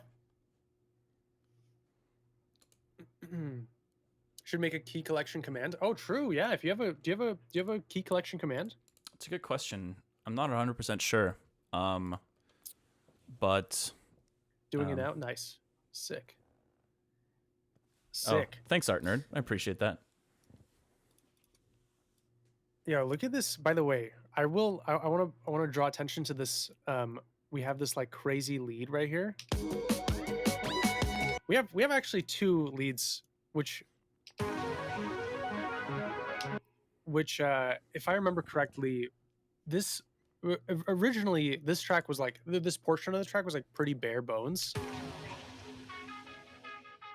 We didn't have that. We didn't even have those like those rhythmic melodic parts right here. That's right, yeah. From the drop. So this part was like very bare bones. It had nothing in it, and then you proposed this. Yeah. I think this worked super well here. Oh, thank you. And it's just like a loop. It just loops 3 times. And then we have this like crazy guitar riff that I think was this like first take? I don't remember. You remember? I can't. I actually, it could be because I remember hearing it back and thinking it was kind of sloppy, so it could have been a first take kind of thing. But I got Ernie to play that solo on violin as well. It's pretty subtle, but it's down there somewhere at the bottom of the project file. Nice. I'm pretty sure. Yeah, down here in the crypt. Oh yeah. Oh. Yeah. Yeah, you can't hear it that much. So thankfully that mistake isn't that audible. Yeah, in the mix it's great.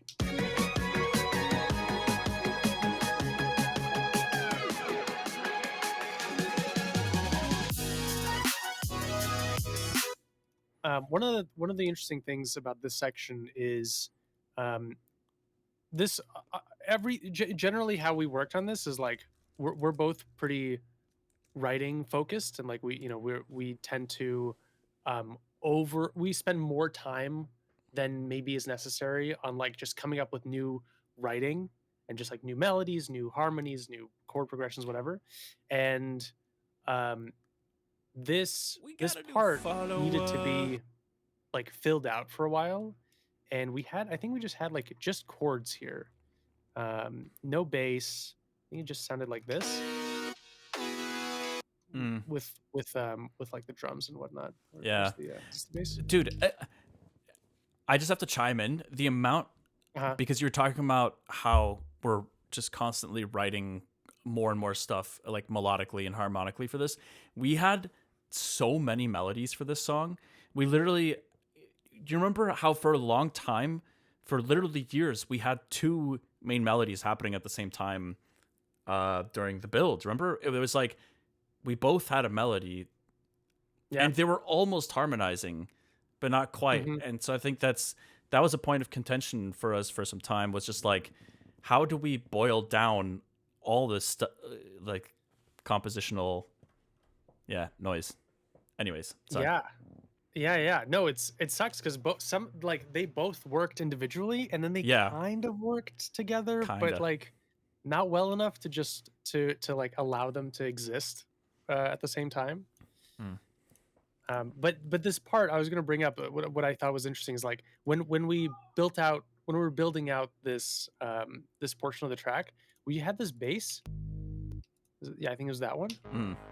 And there's one of these layers has like a bode, which is an effect that I only started using this year, and Oh yeah. it has a just cranked fully to 100%. Really? And I think, yeah, dude, I think it's this one.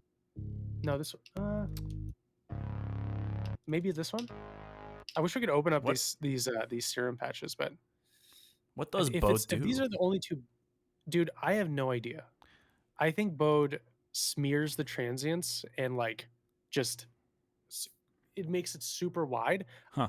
No clue what it does. Interesting. Does one of you still remember what the very first recording of this song was in the project file? Very first recording. We might have it. We might have it in here. We do date modified. I thought it had something to do with frequency shifting to skew. Yeah. That sounds correct. Very first recording. It's called Some BS. Oh wait, no, this was dude. Some BS is a different collab. That's a collab Wait. from way long ago. Wow. What was that one? Well, maybe we shouldn't. So I don't have anything bounced from it, but Oh. yeah, that was a really old. I just have the project file in here. Oh, huh. Yeah, one of the oldest versions was the something 12 for 22. I think I have it in here actually already. Let me check. I'm just gonna throw this out there real quick. I think we actually did just make the Reverie sample pack public on the Key Collection platform. So if some of you guys want to check that out, please feel free to do that. It's on the haywyremusic.com website. So yeah, there's some presets to play around with and a few sounds and some donation buttons if you feel inclined to support George and I. But just throwing it out there. Yeah. It's totally free.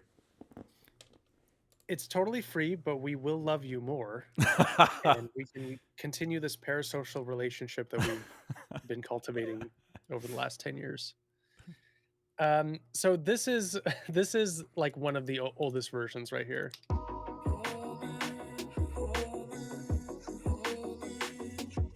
Dude, doesn't it sound like it's being warped? Or is it just me? Well, it actually sounds really different on my end than it does for you because of the way the audio is routed at the moment. So it probably sounds better for you, honestly.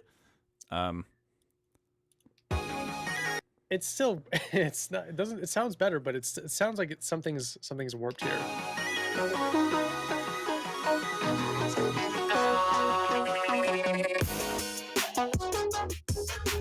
So wide.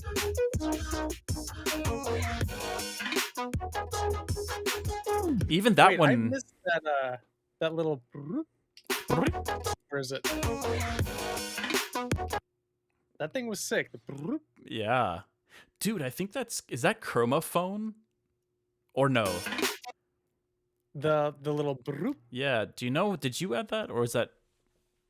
Yeah, I added that. That was that's a Nexus patch. Oh, That's okay. like it's like a I think it's a patch called Winnie Pooh reverse or something like that. Huh. Winnie Pooh velocity reverse. Nice. Yeah. It's Yeah, we have a lot of cool randomness. sounds in here that we just never ended up using. Well, you know what that means? That's We got bad. lots of leftover stuff to make other tracks with. Dude, I'm True. telling you, there is somewhere in one of the versions, there is this intro vocal that actually sounds really cool, and we should do something with that. Unless it sounds too similar to Reverie. But I'm super down. Let's see. What is making vocals? dangerous to open that up. Yeah, that's dangerous. That looks like raw, unprocessed vocals. We're gonna X out real quick. End the stream. Yeah, we're gonna. Oh my god! So this has nothing to do really with the track, but I did at one point go off the rails with triplet drop. Do you remember this? Oh, I do kind of remember that. This was completely not needed. I think this is what this is. Let's take a listen.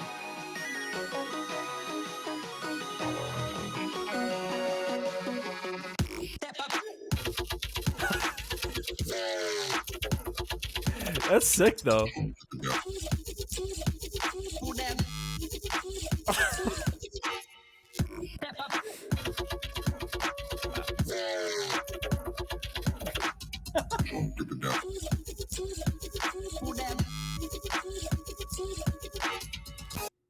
Dude, that's Yeah, awesome so- though. I remember loving that when you made that, but it is a little like It doesn't belong. yeah, maybe it belongs somewhere else though. The siren. Yeah, the siren. That siren. Every time I hear that siren, I think of Ultra 2015. Is it that like the Skrillex Ultra 2015 set?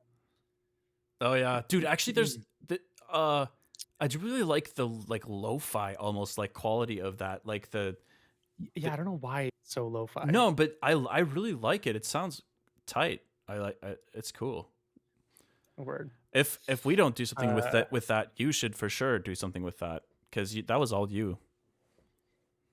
Word. Yeah. Maybe. I don't know. It's a little out of my style at the moment, but who knows? Yeah, I see the vision. I like triplety stuff. You're laughing. Braken just dropped the scrapped dubstep version of Reverie, and you're laughing. Well, I like to bully Braken. He pays me to do so. True. Is that are you like? Is that a form of cucking? or is that kind of like production cucking? production. Production. Production. All right. What else do we have? I'm in going here? off the We have rails here. leads, We have build tests. This is all part. This is what music production is like. That's just keeping you humble. See, that's what I was thinking too, Carl. Just keeping me humble, bro. How much? I don't release. Dude, I was having a lot of How much fun. more humble can I get? I was having a lot of fun, like taking your screen and like acting like I'm holding it in my hand and like just like throwing it around. It's pretty cool. On your stream, Yeah. I could see you doing it on as like a video. But yeah, I over wonder. here. I'm doing. Yeah. Go ahead. No, what's up? I was gonna say garbage. If you have anything that's remotely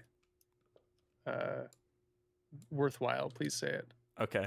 Well, I was just gonna do a final check-in to see if there's anything, production-wise, sound design-wise, or actually like writing-wise. I was gonna say one thing that I thought was kind of cool in this track, that we didn't have a chance to mention earlier. But when you were talking about the second drop, we switched up the arrangement where, in the first drop, there's kind of like the more heavy bass sound design in the first half, and the second half is kind of like a revisitation to the main melody in the track. But then the second drop, those two sections are inverted, which I thought was kind of cool, and it worked for some reason with our track. Yeah, it's just a random thing. Are you talking about this? How this is? We have like this. Just kidding. We have this. Yeah. and this is like a post drop verse here. Yeah, exactly. But it's kind of flip flopped for the second Right. time around. Yeah, I personally love this, like the grittiness, just like the extra bass here.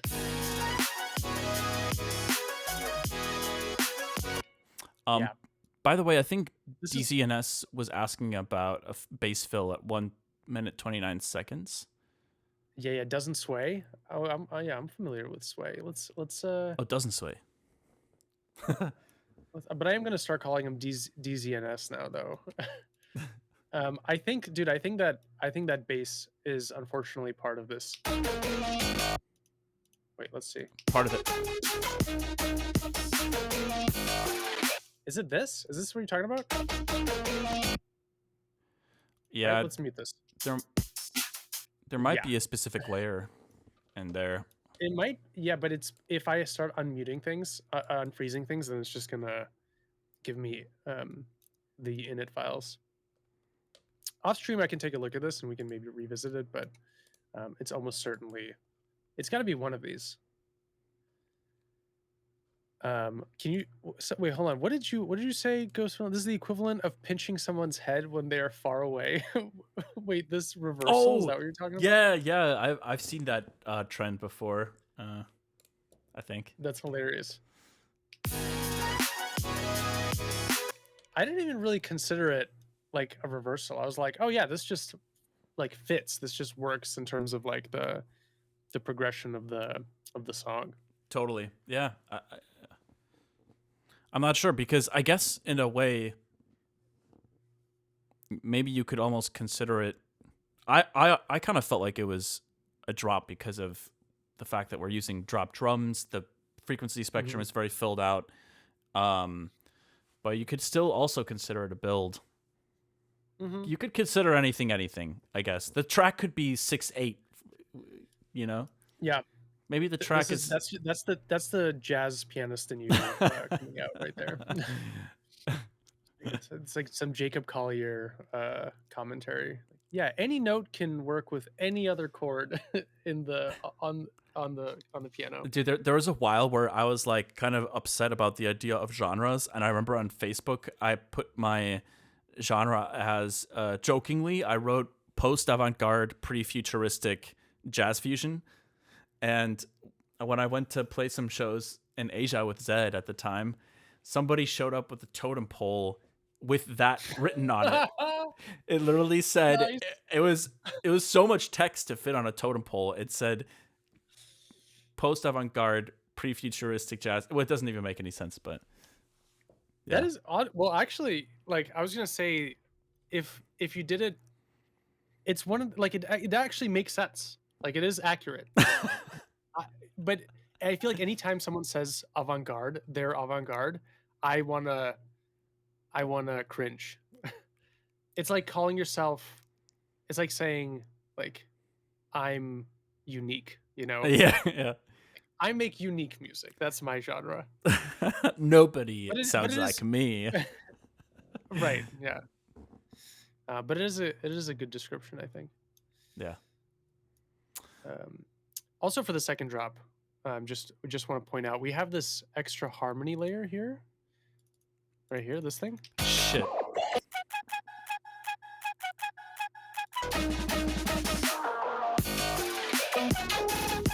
I think this worked pretty well here. Same thing with this. By itself, it is unbelievable how that sounds. Huh.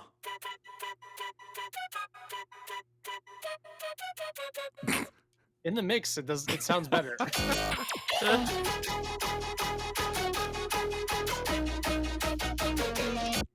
That is insane. And then this one.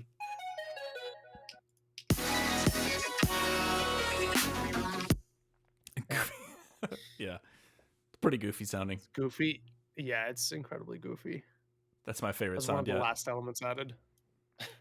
Dude, look at all these harmonies too. Speaking of like just writing melodies over one another. Dude, that we was had like that's one thing that you really sorry, not to interrupt you. no, please. I apologize and then I just keep interrupting you. Great manners. I was just gonna say, you inspired me a lot with your synth harmony layering, because I don't know why I've often got caught up with the idea of like, you know, your lead melody being, I don't know, one layer, but it really, ever since I saw you do that, I've been doing that a lot more, like adding more harmonies or more stacks, like melody stacks. You hear that, chat? You hear that? Don't let it get No, to your keep head. going. Yeah. Dude, no, that's awesome. I'm surprised to hear that too. I feel like I feel like I've seen you do a similar thing before, but I only do it because of necessity. I'm like, I have no idea how to make this like lead fuller, so I'm just gonna write more stuff underneath and just like layer more of like similar sounding melodies. I think that's what happened here. We had that, and then this was added.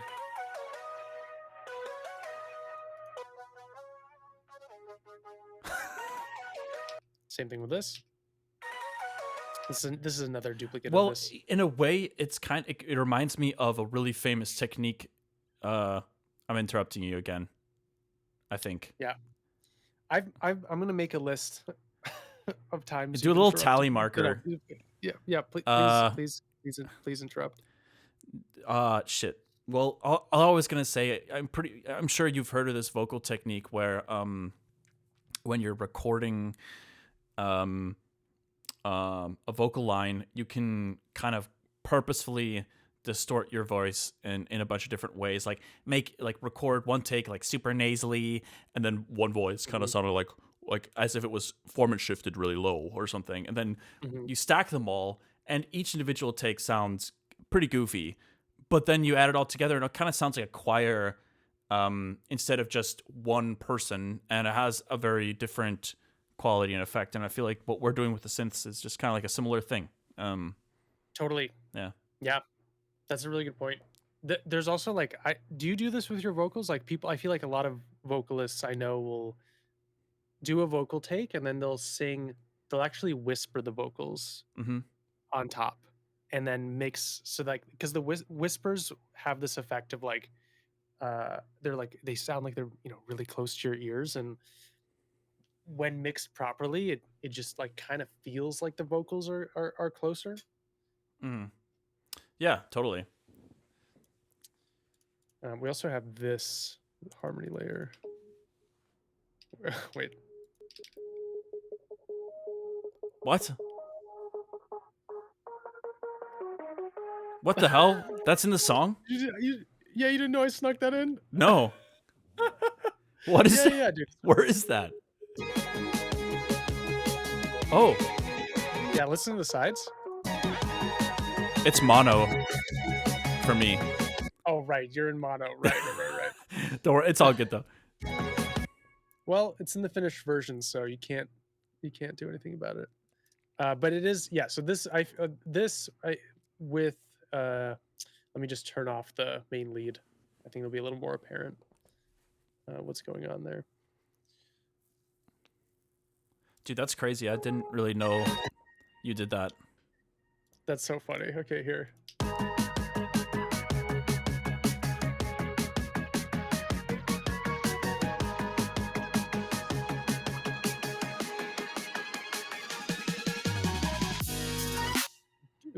Can you hear that? Hear the element in there? Yeah. Honestly, not that much. I was kind of just... Okay, yeah. It is very wide. Oh, So that's probably if you can't why. hear it, I was then- kind of focusing on the lead there being omitted, so I was like playing that back in my head. Yeah, it's super wide. When did GQ get here? I don't know. GQ's in here? GQ's... hey. He's basically the reason that George and I are friends to begin with. That is not true, but it's sort of true. It's true It's in a sort of sense. true. Well, when do we meet? I think we met when Tristan and I visited the Monster Cat offices in like 2014 or something like that, or 2015. And you were there like doing some work for them or something. Do you remember this? Well, I had technically gotten a visa to work at Monstercat, but I was really like to intern there. But in reality, I was mostly just there to, make music, work on Haywyre stuff. But anyways, I mean, the only reason I was at Monstercat to begin with at that point is because John signed my music to Monstercat, right? So that's what I was trying to say. But yeah, shout out to GQ, to Going Quantum. Senor Juan. Also, we had an interesting comment here that I wanted to address. Not a production question, but if either of you could share, I'd like to know how your input influenced the art and visuals that accompany the track. First of all, the art was done by this guy named Alex. He has a firm. It's called Bloom, and he just killed the art. Like working with him, I don't know. I feel like I'm speaking for both of us here, but working with him was like awesome. Just a really, really great time. Yeah, very like open to feedback, very prompt, very professional. Like it was really sick. he also But in brought terms of like, yeah, go ahead. I was just gonna say he brought a lot of the creative vision for like the visual language around the release to life, because like what George and I came to him with was like mood boards and the meaning for the song and the song itself, obviously, and then his the world building visually started for him by like working art characters into train stations and trains, and I kind of fell in love with it right off the bat because I have a really strong memory of working on the song on the go. Like a lot of times when we were traveling, and I mean, me visiting you at your place, you visiting me here, and at one point as well when I was in Denver at Union Station, I remember getting off the train, pulling up our track, and working on it. So it felt like I don't know. It felt like a great way to just encompass a lot of the feelings and the emotions and the literal places where some of this was created to life. But yeah, he crushed it. It's also what I think was cool is that like neither one of us had like a very strong vision for the art in terms of like what direction to take it, and he was like, hey, send me the track and I'll just create a like a mood board, like a vision board for it. And yeah, it was sick. He and the vision board was basically like, okay, the concept is going to be like it's going to be basically like two friends on a train, like going, I'm trying to remember like exactly what there was like a little bit of a metaphor at play too, where like we're kind of just like on this ride together, being like Monstercat kind of like facilitating like the sharing of this thing we're creating, and there's kind of like a little bit of a metaphor between like the train and Monstercat and like the track and stuff, but yeah, we're coming on to this experience together and getting off of it at some point. But yeah, I don't know. This is kind of a cool I think way of tying it together. Totally. This was originally like the initial kind of idea was like we had this art as like a reference, and then a bunch of like some of this looks like it might be AI, but it's hard to tell. But basically the whole point of this to like get a vibe going, and then from that actually create the art pieces. So obviously no AI was used in the final product or anything like that. It was all Nova or Alex. Yeah. And but yeah, I think he did an awesome job. And from there, I think as soon as he kind of laid that groundwork, it was fun to kind of like play around with that direction, because I think he had already came up with the idea of having the train station arrival departure sign, and then displaying the the information of the track, which was a really cool idea. And then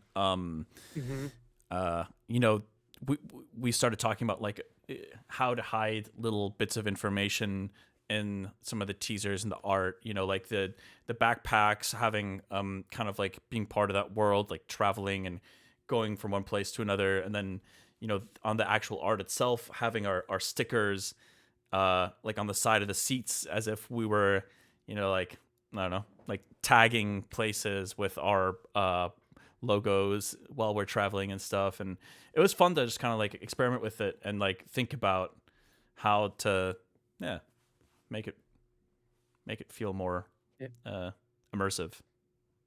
Yeah, the environment building was like was really, really good. I feel like most of the things he suggested, I was just like, yes, put it in there.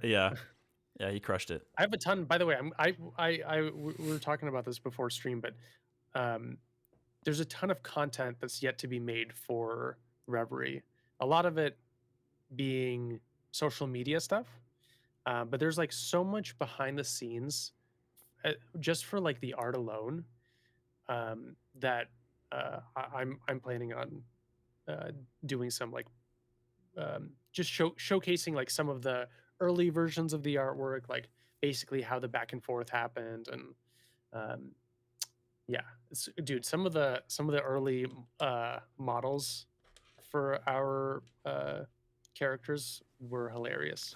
Like, just so funny. It's like low poly and like hilarious renders.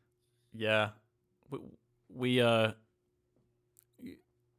exchanged a lot of messages, not out of the lack of Alex's ability to like execute on the idea, but more so just because George and I were very particular and wanted a lot of things to be a certain way and look a certain way. So there was a lot of messaging going on. Yeah, he added the little dude. That's right. Yeah, he added the little guy. That little guy, this is like an Easter egg, but that little guy is from my game that I'm working on, and which you can now wishlist on Steam. Let's go.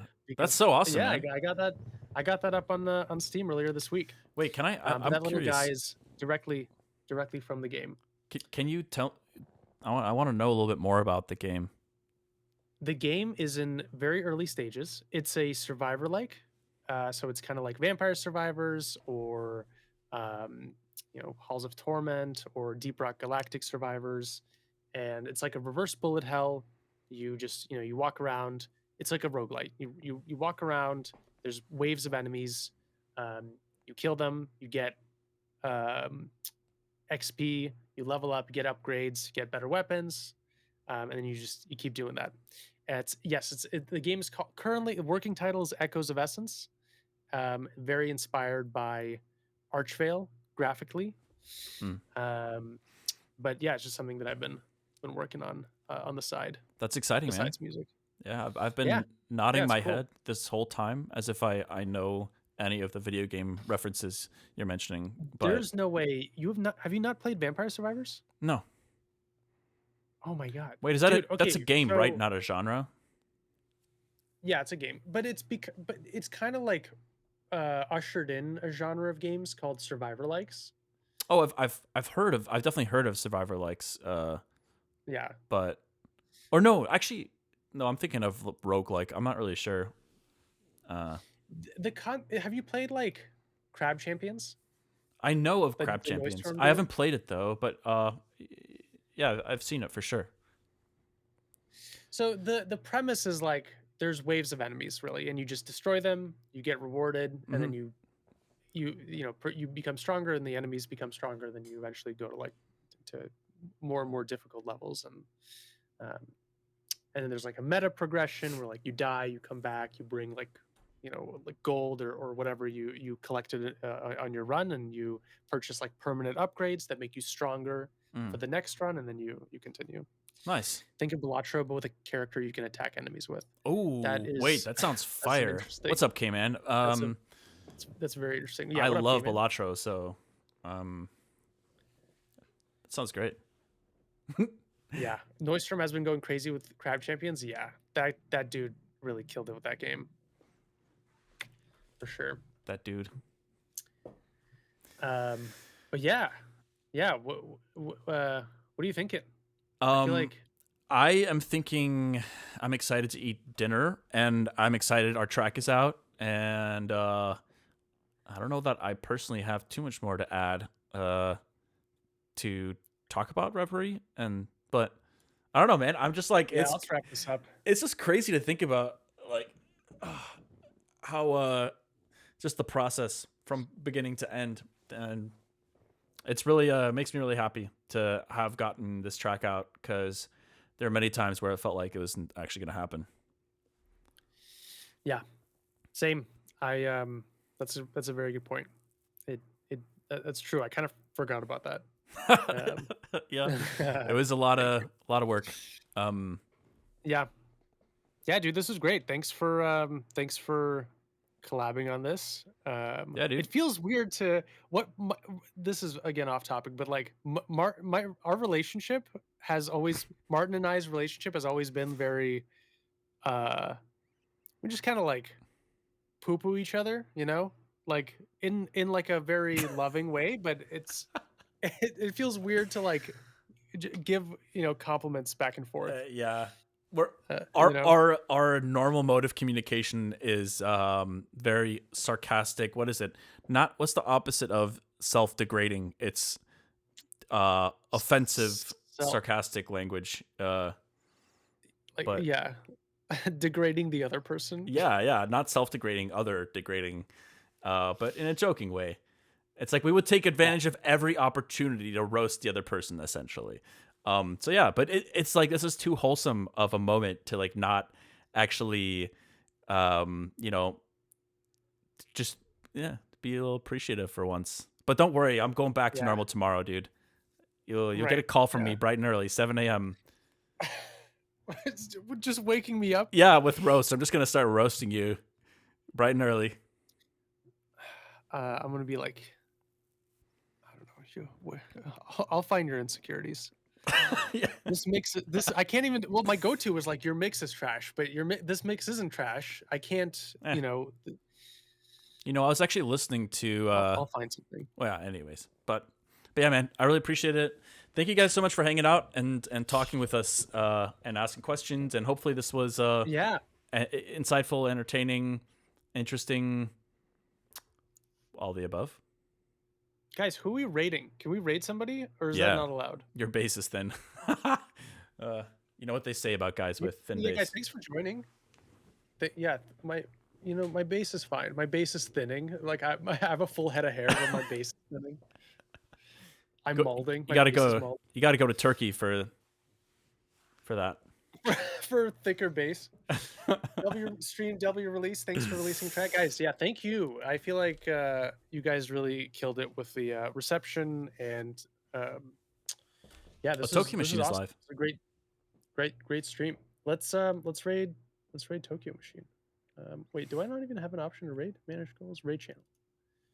Oh, I don't know if mine is a separate one, but I mean, I think you have the viewers anyways at the moment, basically. I do. Yes. Yeah. Cool, man. I do have it. Well, thank you guys again. It was a pleasure working on a track together, George, and I'm glad it came out of Monster Cat. It's the right place for it to be. Yes. Yeah, same. I'm very stoked. We're gonna raid Protostar, y'all. Let's all pile in here. All right. Okay, awesome. Thanks a lot, guys. All right. Peace out, y'all. Till next time. Thanks for tuning See you in. Thursday. Later. Peace.